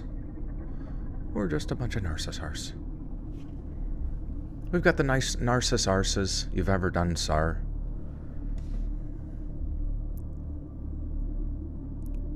You hope you're a narcissist? Me too, dude. I need to start getting what's mine. My grandma claimed to the cops that she had just stumbled upon the site by accident. She never knew to throw Davy. Motherfucker. My grandma claimed to the cops that she had just stumbled upon the site by accident. She never knew to throw Davy under the bus. He always made that abundantly clear to her. They never identified... Wait, what? They never identified the body, and as far as she knows, he always remained a John Doe. And if you're wondering how she knew that, well, one of the officers who comforted my grandma that afternoon was my eventual papa. Hence why she never wanted to admit to him that she knew the potential culprit, since it gave her crippling guilt. She erased all traces of Davy. Not that there was much, because he forced them to live a very minimalistic lifestyle. It wasn't right after, but she slowly started to develop feelings for my papa, and eventually they started seeing each other. A few weeks after the incident, she came to peace with the fact that Davy was never coming back, and for a long time she always wondered what happened to him. She wanted closure. Was he dead? Did he move out of the country? Or did he just want to separate from my grandma? When I asked for his last name so I could try and find him for her, she just smiled and said that she had given up wanting to know what happened years ago, and she knew that she made the right choice ending up with my papa. She said once my aunt was born, she was terrified that Davy would find her one day. And for a long time, she said that she lived in constant fear that Davy was watching her and that when she least expected it, he would strike. Now that she's passed away, I'll never know Davy's real name or where he ended up, and that's probably for the best. It's wild to me to know that my grandma was married to a criminal, even if it was an unofficial marriage. She dug out an old box from storage and showed me her wedding ring and picture of Davy back then, and it was surreal. Watching her stare at that picture, I could see the fear and love in her eyes. My poor grandma. The fear that she must have felt on a daily basis for a long time, it truly must have been a nightmare. 50 Shades of Pickle Juice. Let me spray that soy sauce with the pickles. Actually, that wouldn't be bad. Do you think if you made like a brine that you put like the pickles in, or like, the cucumbers? Do you think if you made like a brine that had soy sauce, do you think that would taste pretty good? Or just be like too salty? Even if it was like a minimal amount of soy sauce. Soy sauce.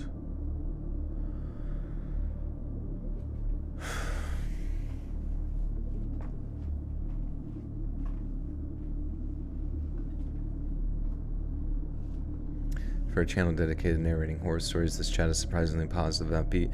It's actually kind of surprising overall. The horror community as a whole, wherever you go on YouTube, tends to be like pretty positive and have a good sense of humor. And I guess it's just because of the horror stuff, we just, I don't know, maybe have a dark sense of humor, or like an ability to make light of those darker things. What's up, Meg? How you doing? Sweet pickle with the salmon? That sounds good as fuck, dude.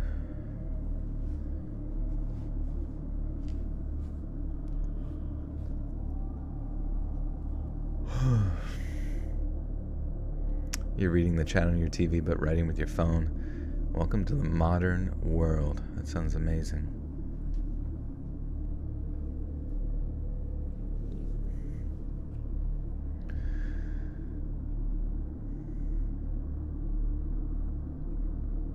Hey, it would be kind of sick if I was live streaming and you guys were from the future and I could ask you guys questions about the future. Or maybe I was from the future and then I could tell you guys about the future. Here, ask me questions about the future and I'll tell you the answers. I'm so thankful I took the time to teach my grandma how to use a cell phone. A few months ago, my grandparents were in a situation, and if they didn't know how to work a phone, there was a chance that they wouldn't be here anymore today. I asked my grandma to tell me the story again so I could write it down and share it with y'all. And please let this story be a reminder to everyone that some people are just monsters and enjoy being evil. My grandparents live in the middle of nowhere. My hometown is small and we don't have a bumping nightlife like a lot of the cities. Within my small hometown, which is already desolate, my grandparents live even further into nothingness. If they come over to see my family or my parents' house, it takes them about an hour or so. But even in their 80s, they love to get out and see all their loved ones. My brother was celebrating the birth of his first child, and we had a small get-together at my parents' house. My husband, me, and my grandparents ended up staying for a while playing the guard game. The guard came. Fuck wrong with me? Tell us about the future then, Joel. Well, there's a big war. There's a big war with China. And there's a big war with Russia. And Iran is in there some ways. And unfortunately, the way that the war starts is that all of our electronics and all of our electricity is knocked off the grid for a solid, I forget how long it was. It was like a month or two, and it sucked. I was fortunate to, be one of the people that had various resources to survive a certain blackout, utilizing generators, knowing how to live off the land and things like that. But unfortunately, a lot of people didn't, and a lot of people kind of went nuts. And then from that point on, when things finally came back, and communication was very limited between us and, positions of authority, but with the limited communication that we did had, which occurred mainly over like CB radios and like town halls and things like that, it was presumed that it was the Russian government in conjunction with the Chinese government that had committed this, what they called a cyber attack. And even scarier was the fact that like all of us had to really, once everything was kind of back up and running, it was as if though everything kind of like shuffled in like a really strange type of reset type scenario where the monetary systems and the banks and all that kind of stuff in most businesses were just completely out, and it was just absolute chaos for a while until the government kind of like pretty quickly, which was impressive but also weird, switched us to a strange like digital currency. So everything kind of like got away from like cash and things like that. Well, I'm getting ahead of myself, I guess, in that regard. But then we, because of going through like a month or so of that like blackout, the majority of the population was like pretty ramped up to go to war with these other countries. And they didn't actually enact like a draft per se, but a lot of people like willingly signed up just because they were so freaking pissed off, man. So pissed.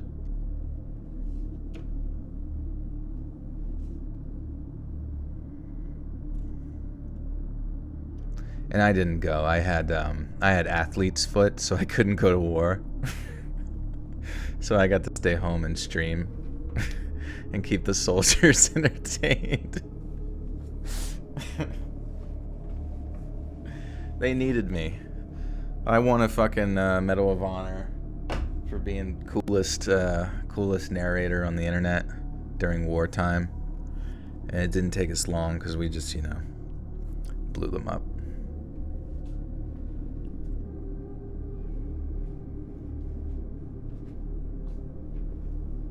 Yeah, I'm flying cars running plastic bags.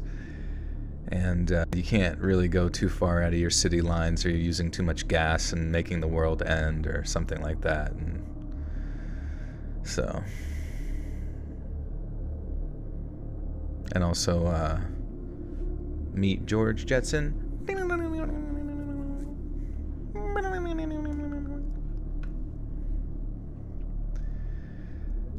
My husband, me, and my grandparents ended up staying for a while playing the card game Pitch.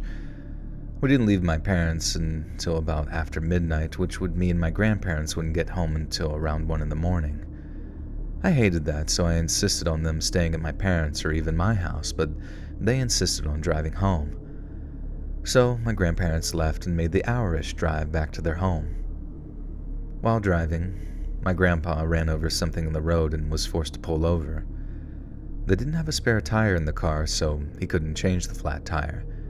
They thought about what to do. Okay, congrats.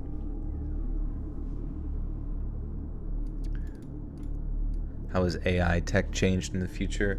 Oh, it's fucking sick. You don't even need an e-girlfriend anymore. You can just have an AI girl, and you can customize the boob size and hole size, shit like that. There's a setting, it actually says gaping, which is like kind of weird.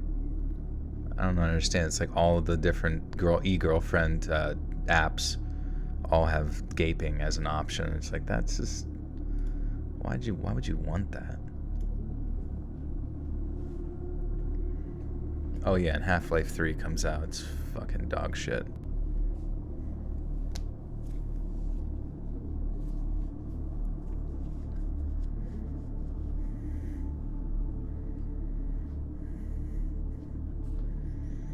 No one remember that song, Party Like a Rock Star. That song gets very, very popular on TikTok. And everyone's pissed because Gen Z's ruining their childhood or something. I don't know. Shanus, welcome back for 16 months. Woo, 16. I know. Time be flying. Oh wait, there you go. Yeah, earlier, like reset or something. An AI girl sounds depressing. Yeah, but she never breaks up with you, bro. She never finds another Minecraft boyfriend. You're fine. Yeah, Half-Life 3 comes out as a mobile game. Candy Crush. How's the crowbar in Half-Life 3? They don't have it. They got rid of it. They switched it out for like a large black dragon dildo. Gordon Freeman is in a strange universe now. He is the G-Man.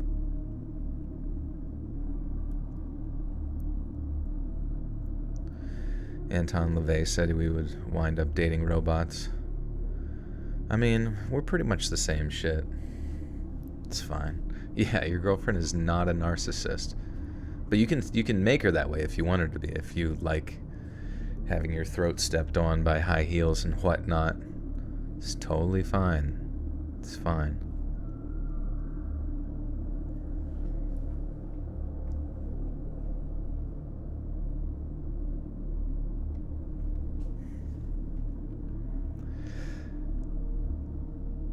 They thought about what to do and decided to just wait there until morning. Knowing the town is small and gets very little traffic, they thought that they would be alone on the road until sunrise. They didn't want to call anybody in the family and wake them up. And I understand the logic, but I would have much rather helped my grandparents out rather than just let them sit on the side of the road for the entire night. About 20 minutes after the flat tire, 2 cars emerged from the darkness. One pulled in behind their car and the other in front of their car. They made sure the doors were locked in the car and they both watched the 2 cars intently. The car behind them started to inch closer to his car until it was practically touching their bumper. Not being super cell phone savvy, she didn't think to call the police right away, and instead, they both just watched, wondering what was happening. Someone then got out of the car behind them and slowly started to make their way to my grandpa's driver's side door. The man didn't say anything and just grabbed my grandpa's door and started to try and open it. While this was happening, someone got out of the passenger side of the car and made their way to my grandma's door. It was another man who just kept telling my grandma to open the door. That person then walked around the driver's side door and started to slam on the window and door. Finally, my grandma came to her senses and remembered that she had a cell phone and pulled it out. And,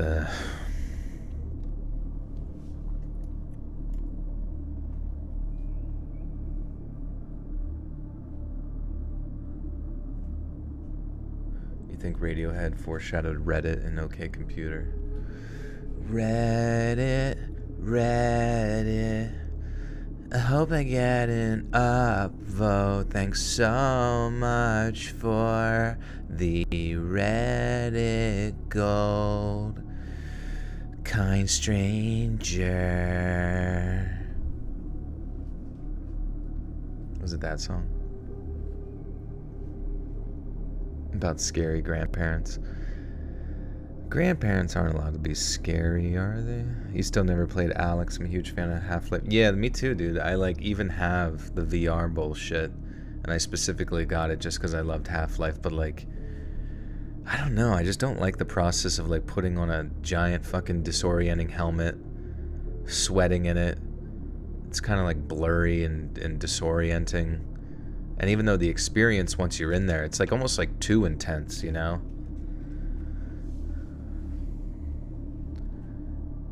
But it's pretty sick. What's the deal with terrorism in the future? Everybody's a terrorist. They have this new thing where if you say a mean word online, you're a terrorist and you go to jail. So they've really broadened the spectrum for your safety, obviously. It's for your safety.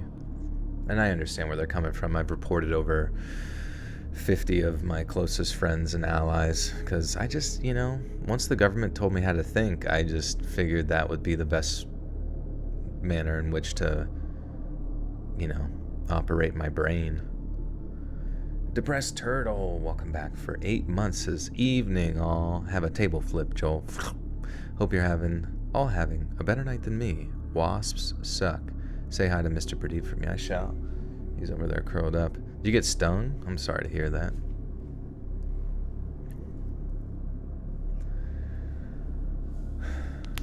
Dear, can you get into the oven and get that cookie?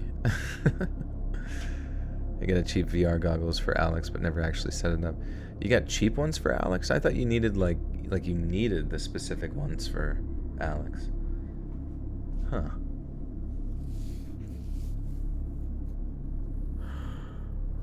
Get that sweet ass over here.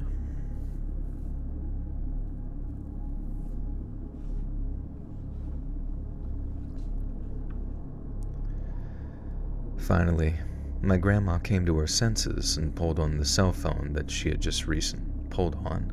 She tugged on it. She tugged on a rotary phone she had in her pocketbook. Finally.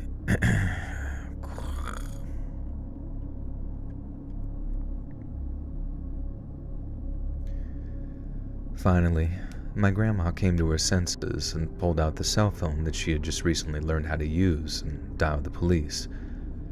The monster's on the outside. The freaks on the outside didn't seem to care and started to smash my grandparents' car with baseball bats. They knew it was only a matter of time before they started to smash the windows in. The man with the bat finally started to demand for their wallets and said that if they didn't get out of the car and give up their money, this would be the end. My grandparents stayed strong and stayed in the car, holding each other's hands and hoping the police would arrive soon. These people jumped on the hood of the car and started to smash the windows and windshield, and the glass started to crack and shatter everywhere. My grandma said that this was the first time that she felt like the end may actually be upon them. And just like a cliche movie, as the glass was starting to collapse inward, lights from the police car, the one, you know, the one we all know about.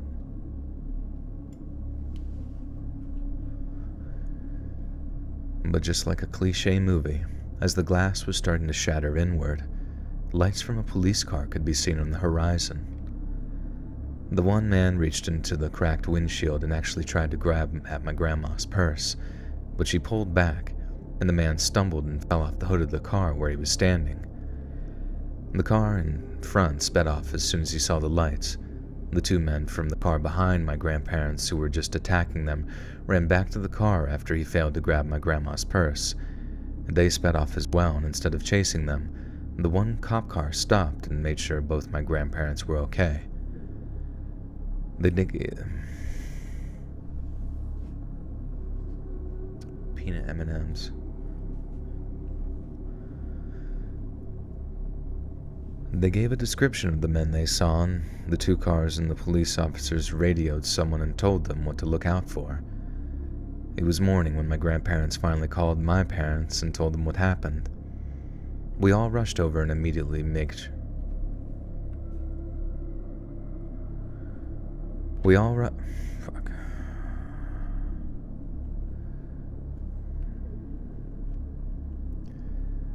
We all rushed over immediately to make sure that they were okay, and of course, classic grandparents, they were actually laughing and joking.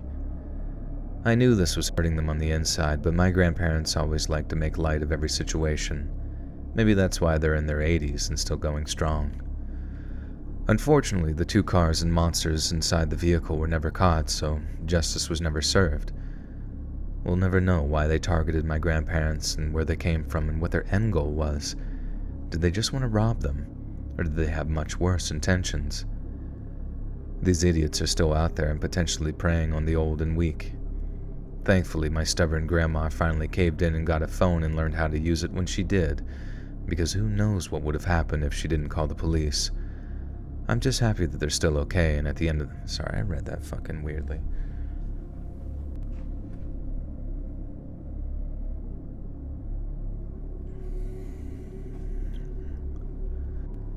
Thankfully, my stubborn grandma finally caved in and got a phone and learned how to use it when she did, because who knows what would have happened if she didn't call the police. I'm just happy they're still okay, and at the end of the day, they're still my same old grandparents. You sprayed a raw wasp in the garage, it fell in a box of Goodwill donations. Surprise! That would be funny. Honestly, I feel like yellow jackets are worse than wasps. Wasps.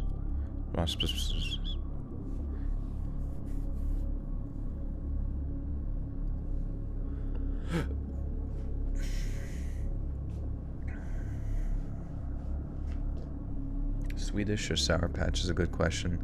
I'm kind of stumped. Either one feels wrong to say. Oh man, yeah, Swedish Fish was one of my favorites growing up. And then, the Sour Patch Kids were damn good too. You can almost like feel the sour in your tongue if you just like think about it, and you start to like, your mouth starts to water. But yeah, Swedish Fish, I just feel like I could just like take clumps of it and shove it in my mouth. I would get like the 3.5 pound bag almost every time I went over to my friend's place and just finished it by the end of the night. That's crazy. I ate so much fucking dog shit. Do I have a sister channel called Let's Weed? I should. I have Let's Breed on the hub. JK.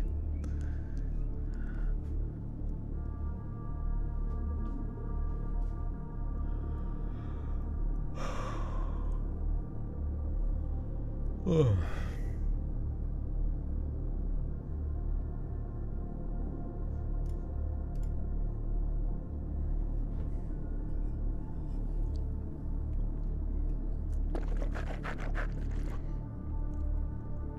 Just got home from set. Nice. How'd it go?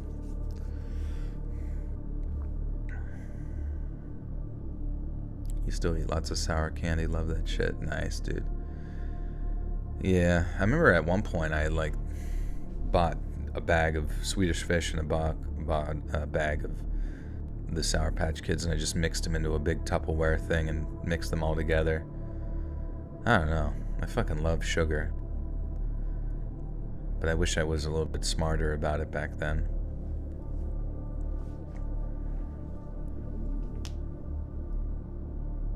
Ever eat a large bag of sugar-free gummy bears? They make for a fun night.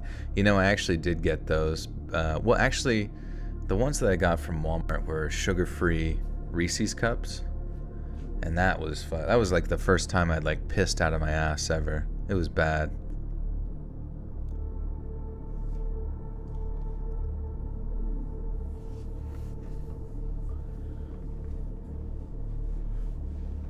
It's called a salad. Candy salad.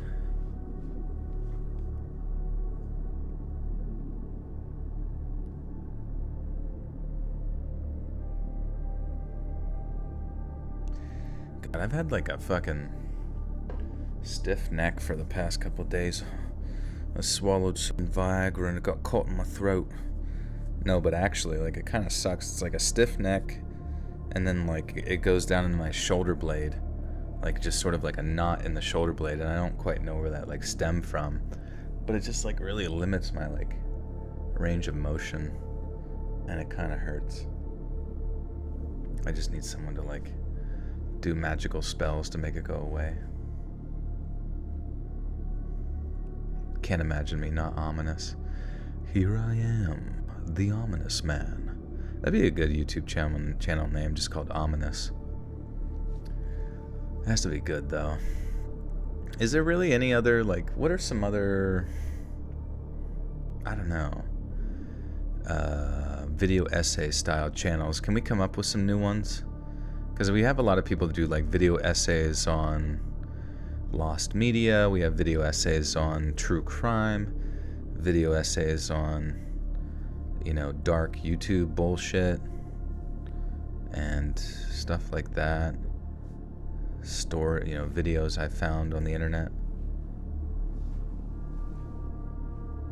Omnibus. Omni-Man. Your left shoulder's been like that for a week. I put patches on it, but it's still really sore. It was weird. I have like this sort of like spiky massage ball that, like, I remember I used to have like a really big knot in my like left shoulder blade, and then I laid on the ground and like kind of like let myself kind of like brought my arm back and like brought it down and just kind of relaxed, and like the muscle like cracked over top of it and released, and I was like, holy shit. But for some reason the right one just doesn't want to do that. You got a woods exploration story, you should submit it. You can submit it to my subreddit, reddit.com/r/letsreadofficial or letsreadsubmissions@gmail.com, and you can find those links in like the description of every video if you need to find it. You need that chiropractor with a hammer to attack you a couple times. That would be nice. I've seen that person. I do need to go. I need to just do like where you do the massage and then the chiropractor. That would be fucking sick. Let's keep it serious for a channel name. Let's keep it serious. Thank you for the great stories and being so prolific. I love that we can count on your stories. 3.5 years this month. Thanks. Did it say Ola Mart? Thank you. Like clockwork, Let's Read has just released a new tape. Use a tennis ball on my back and put my shoulders. Yeah, like last night I even like went up against the wall with that like spiky ball and like put it in my shoulder blade and just like rubbed against the wall like a fucking bear against a tree with an itch. And I thought it was helping, but it just like it kind of made things fucking worse. A crystal therapist. I should have used a crystal ball.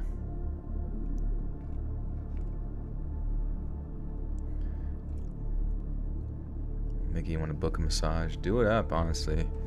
It's worth it.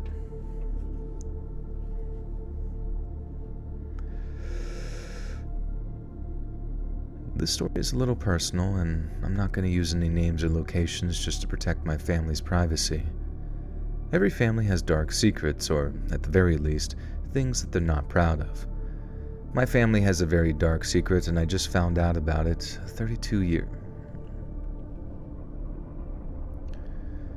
My family has a very dark secret, and I just found out about it at 32 years old. I mean, it makes sense that I was never told about it. Why would any family brag about the story I'm about to tell you right now? So you're probably asking yourself, how did I find out about it now? Well, the simple answer is that my grandma accidentally slipped the information. She's starting to lose her mind a little bit, and it's quite sad and difficult to talk about. The deterioration of her mind is another horrifying story for another day, but due to my grandma's condition, she needs to be watched all the time, and she also just rambles a lot. She says things she doesn't understand, and most of the time we just respond and talk with her. It's weird and sort of sad because sometimes she is as sharp as she can be, and other times it's like talking to a small child. Me and my sister started noticing a lot that my grandma kept mentioning her brother. Just for the record, my grandma has 3 sisters and no brothers, at least to our knowledge. At first we just thought it was just normal grandma rambling, but she would constantly bring him up, and sometimes she would even get really sad. We asked my mom about it, and since she was the oldest, we figured if grandma had some brother that we didn't know about, she would know. Mom just shrugged it off, saying things like, "Your poor grandmother lost her mind. She's never had any brothers, only had sisters." As time went on, grandma started becoming more and more upset about her brother. We would try and calm her down the best we could, but it was becoming harder and harder. Finally, we started engaging with grandma, asking her questions about her brother, and according to her, they were best friends. He would always help my grandma with bullies, but he started to enjoy inflicting pain himself, and he became a bully. My grandma became upset, so we stopped talking to her that afternoon, and we waited a few more days until Grandma brought him up again, and we started to ask questions again, mainly asking the one main question, where is he now? She looked upset and told us a story. For a while it felt like our old normal grandma again. She seemed sharp and knowledgeable. Her brother got into a bar fight and accidentally seriously injured someone. He spent a few nights in jail and then got released. When he got released, he found the man and we'll just say that he finished the job. He went on the run from the cops. My grandma finally told us her brother's name and our jaws hit the floor. My great uncle has a name that I'm sure you've heard of before. After he left town, he went on a spree, doing some of the most disturbing and heinous things imaginable. It took years, but the police finally caught him and his life ended that day. He never stood trial for his crimes. After everything was said and done, my great-grandparents moved far away and changed their name, trying to erase the memory of the horrible things their son did. My grandma was so affected by the stress and anxiety she dropped out of school and spent a long time coming to peace with the fact that her brother was a monster, and now he was gone.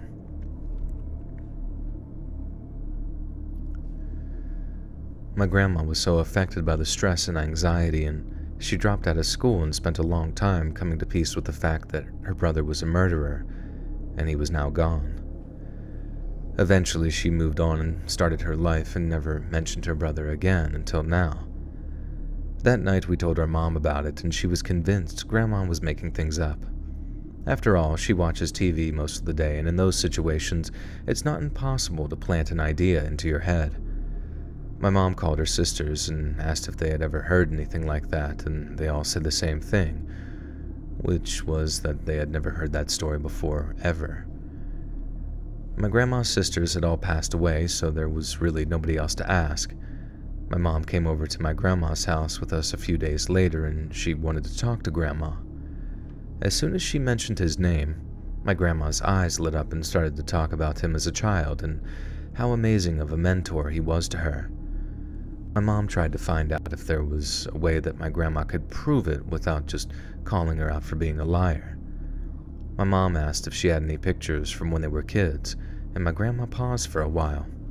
It was like the lights were shutting off inside her mind. Her eyes started to well up, and then she said that she didn't have any childhood pictures. She only had one picture to remember him with, and it was under the bed. Under bed. Oh my God.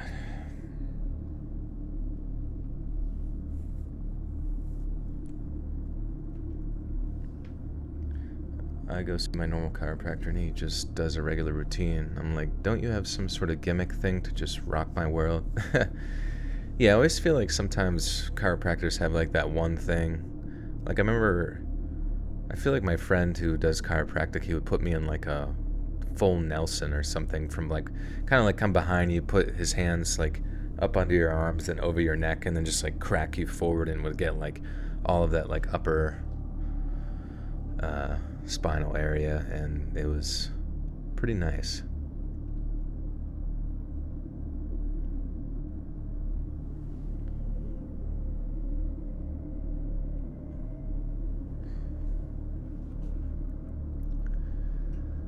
She only had one picture to remember him with, and it's under the bed.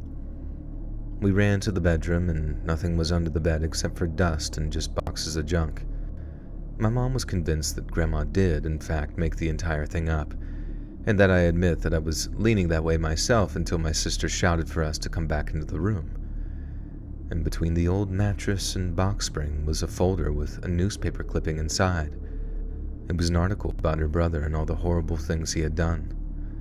Behind the article, written on a piece of paper, was a note that said, "I love you, sis. Don't let them beat you up. Love always." And my great-uncle's name. We all looked at each other, and my mom started to cry since she was nearly 60 years old and never knew this about our family. We agreed to tell our entire family so they knew, but We made sure everyone was in agreement not to share the information.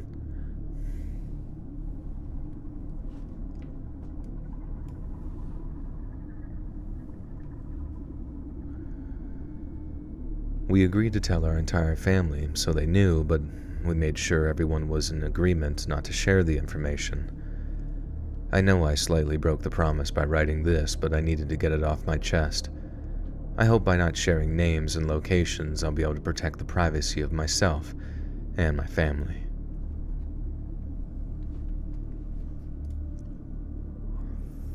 Okay. Thanks so much for your submission to Let's Read. We'll be sure to include it in the next story set. Oh my god. All I want to do right now is just go use that stretching ball again, because I don't know. Like, I just feel like shit. I did actually have some good lifts today, though. I mean, just this week has been progressing really nice, because last week for squat, it was 5-5-5, and the last 5 was 5 by 425, and that was really fucking hard. But then I was worried going into this week's, because it was going to be 435 times 3, or, there was 2 sets prior to that building up to it. But then I was not sure if I would be able to just use the regular bar. So if you've ever used a safety bar, you can look those up for squat. It's kind of fucking awesome, because it's almost like you just get yoked in. But you're supposed to do 11% less than you should be able to do normally. But I don't really buy that, because then I did the 435 for 3, and it actually felt easier, surprisingly. And I don't know if that's just because I felt more locked in, but it was really nice. And then we did overhead press today, and I got 175 for 3, because we're on the 3-3-3 week of the program. And then we've been doing this thing for power clean, where we take it off of blocks. So it was on a 12-inch block, it was a 12-inch pad, and then a 6-inch pad. So it was from 18 inches. So it actually, the bar is sitting almost right above your knees pretty much. And then I was able to pull. I was able to pull 275 with that. But it's kind of strange, because the emphasis on those block pulls is, pull and catch, a power clean. And the idea is you don't have as much of that momentum that you build up from deadlift. But to be honest with you, I almost feel as if though my strength from the floor pulls versus my strength from block pulls are pretty much the same. It's not that much easier doing it from the floor, but maybe I just don't notice.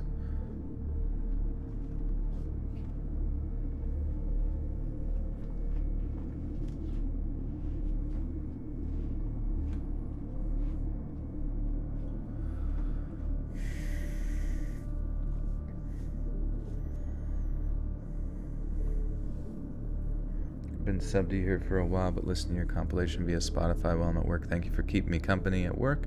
Great voice and content. Stay well. Thanks, Kay. Good to see you.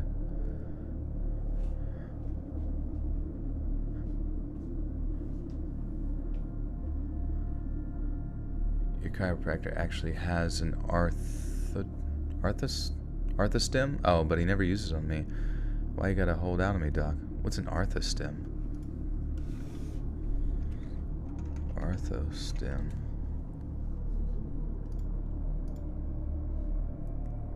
Oh, it's a concussion thing.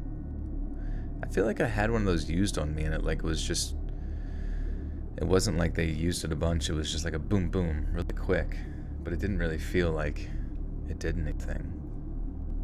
Just skip chest today. You can't skip chest day.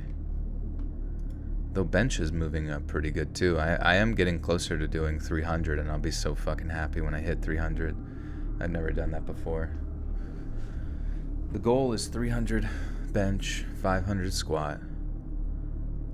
maybe like well, maybe 600 deadlift. I don't know. We'll get there, I guess.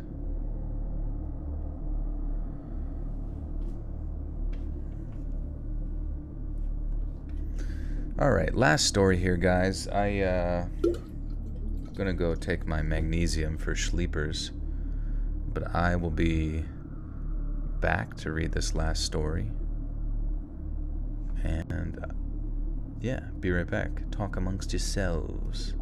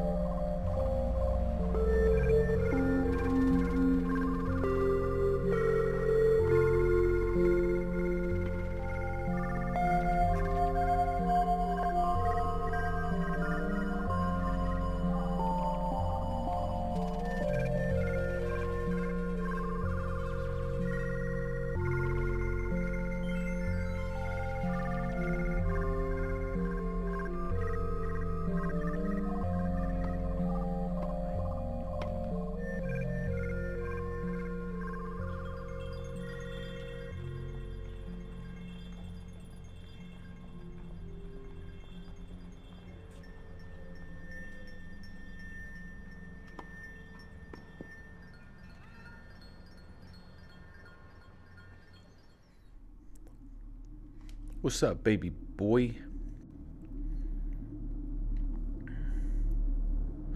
Sorry for the delay. I just started crying.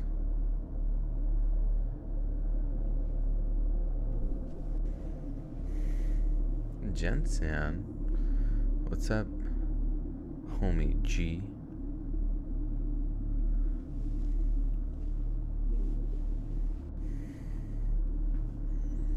You're just in time for the last story. The Be Right Back music is scary, really? A lot of people say it's peaceful. If you become a member, you can listen to it for a whole hour on loop. Can you believe that? Oh my gosh.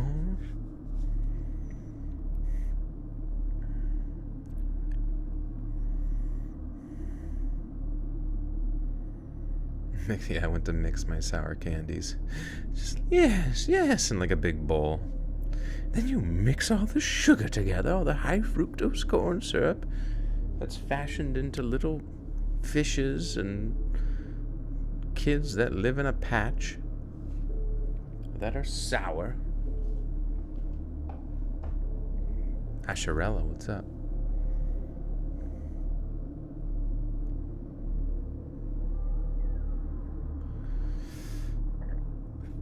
Have some sugar-free gummy bears tonight. Yeah, if I ever need, like, instead of using like an enema, you just take those. Ratcore, what's up? That album has become my happy place as a result of that song. Oh, nice. Did you find it on YouTube? What the hell's the album called? It's kind of a dark album, I'll be honest with you. Shit. I gotta remember what it's called. Oh, Silent Flower Observers. Yeah. Silent Flower Observers. It was an unreleased album from Secede that I fucking love, dude. But yeah, it's like 46 minutes and it is quite dark.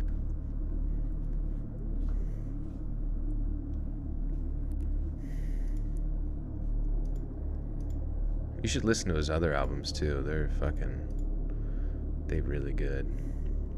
They're all so different too. And he's done a lot of collaborations. I always wish that he would still make music. Yeah, it's very ominous in some ways. Well, friends, this is our last story of the night.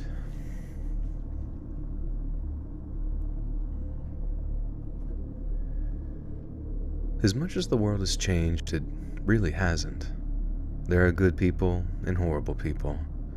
When my grandpa came over to America from Italy, he endured one of the hardest times of his life. He saved up for years to make the trip a reality, and he wasn't going to stop until he made it to America. The boat ride back then was tough on its own without any help from life or horrible people.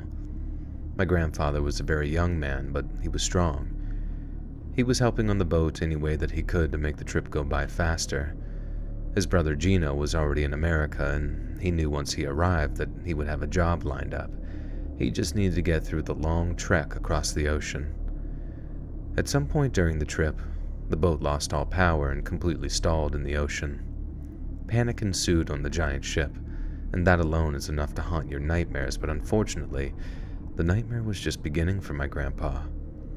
My grandfather did his best to try and calm everyone down and keep the people in the highest spirits possible. It didn't take long for some of the folks on the boat to lose their mind and sense of logic. Most of the passengers had dreams of America and starting a new life, but little did they know, those dreams were almost about to be lost at sea forever. A few of the men on the ship decided to commandeer the entire steamship. My grandfather would always compare it to what he would imagine pirates used to do. The rogue men separated everyone on the boat and started to beat people who spoke their minds. He never knew what the endgame was for those men. They never made it clear. Grandpa assumed that it was just some type of power play and that these men were just scared and didn't know what to do.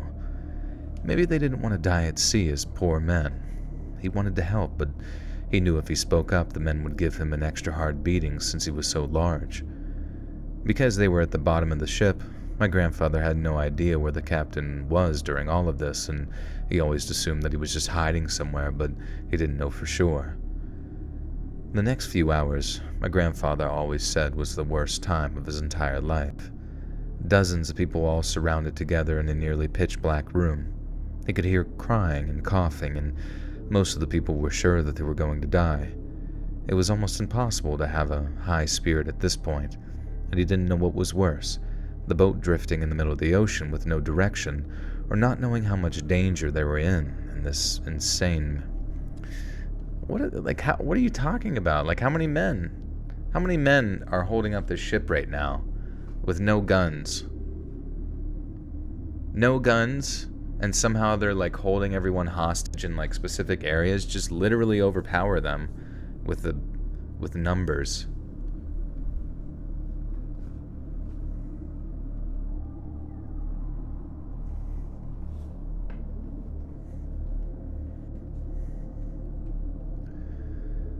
The boat drifting into the middle of the ocean with no direction, or not knowing how much danger they were in with these insane men holding up the ship. To make them matter, they're Chads, they're super Chads, the most dangerous Chadwicks around.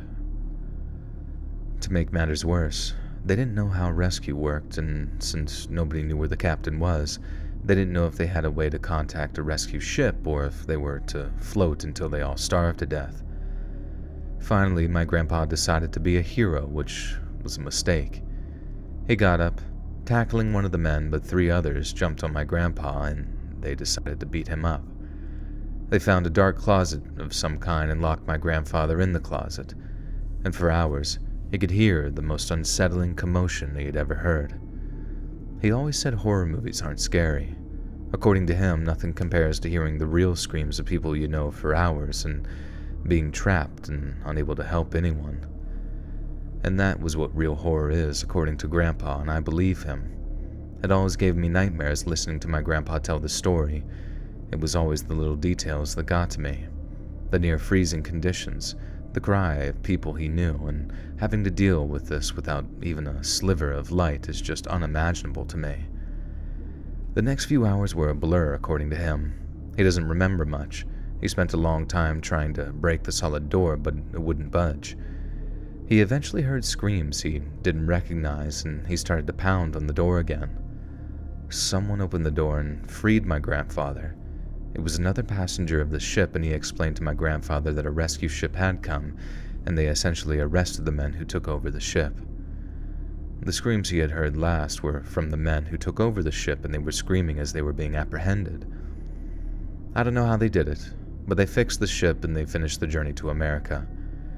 He had heard that each the man that had commandeered the ship stood trial, but he unfortunately didn't know for sure. When they arrived on shore, he told them about the horrible and unfortunate aftermath of the trip. Several people he knew tragically lost their lives, and nothing was done for these poor people and their families. Several of the Italian passengers held a service for those who were lost, but Wait, what happened? Did the pirate people kill them? I don't know what the fuck happened.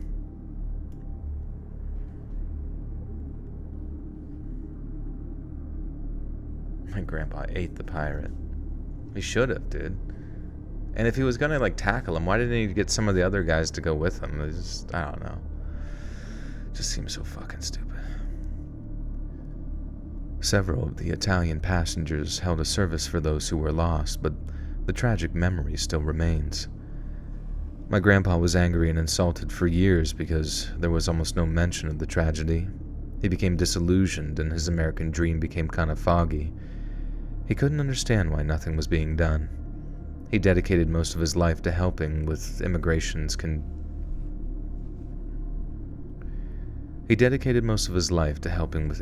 conditions, making arrangements as comfortable as can be and trying to set them up with shelter and a job upon arriving in the country. It's beyond scary to go somewhere new and start over, and my grandfather learned this firsthand. He always said that he endured enough pain, that he doesn't want anyone else to ever have to feel a fraction of what he felt. Was it Pirate Mario? It might have been, dude. And you're the Pirate King, so you should know the secret details. Oh, fuck. Alright. We kind of banged through those stories pretty quick. 2.5 hours. Gotta read this outro. Yuna Luna, welcome back for 14 months. Thank you, thank you. What's popping?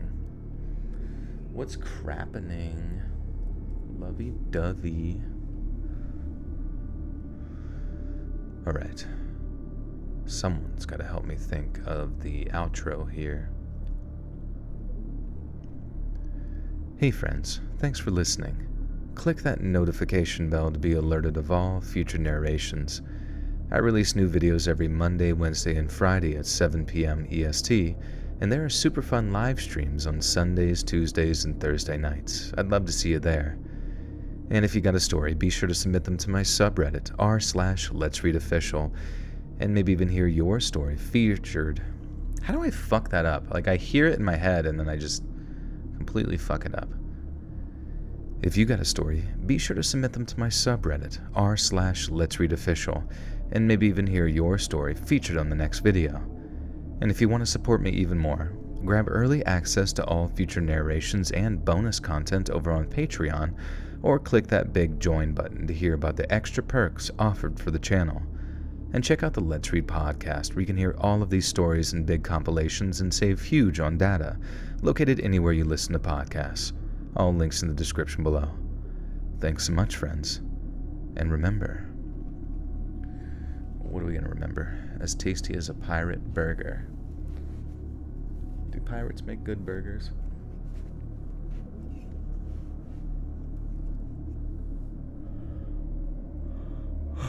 Remember, it's going to be okay. No, that one's too encouraging. Thanks so much, friends. And remember, you're as tasty as a pirate burger.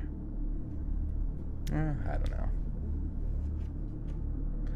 I thought I was going Crypt Keeper with it. I did astronomical. Thank you, Lauren. Appreciate you. Spooky videos, Shanus? I don't know. I should probably go to bed a little bit early tonight. It's 3 a.m. The witchingeth hour. And I should probably get into my bed and close my eyes and do what they call sleep. Because if I don't, I do, because I have to go to the gym early tomorrow. And I'm thinking of just reorienting my schedule on Sunday, streaming early, getting in bed by at least 11 to midnight, and waking up at a normal hour so I can just, I don't know, I just want to have more sun, more opportunities to like live life normally. And I get it right for a little bit, but I always fuck it up, either sleeping in or staying up too late. But it's just fucking hard, man. It's hard to just be normal when you're not forced to at gunpoint, you know? I'm an East Coast rat, I am. A real big one. Named Master Splinter. I'm not supposed to sleep at 3 a.m. Well, wait, how come?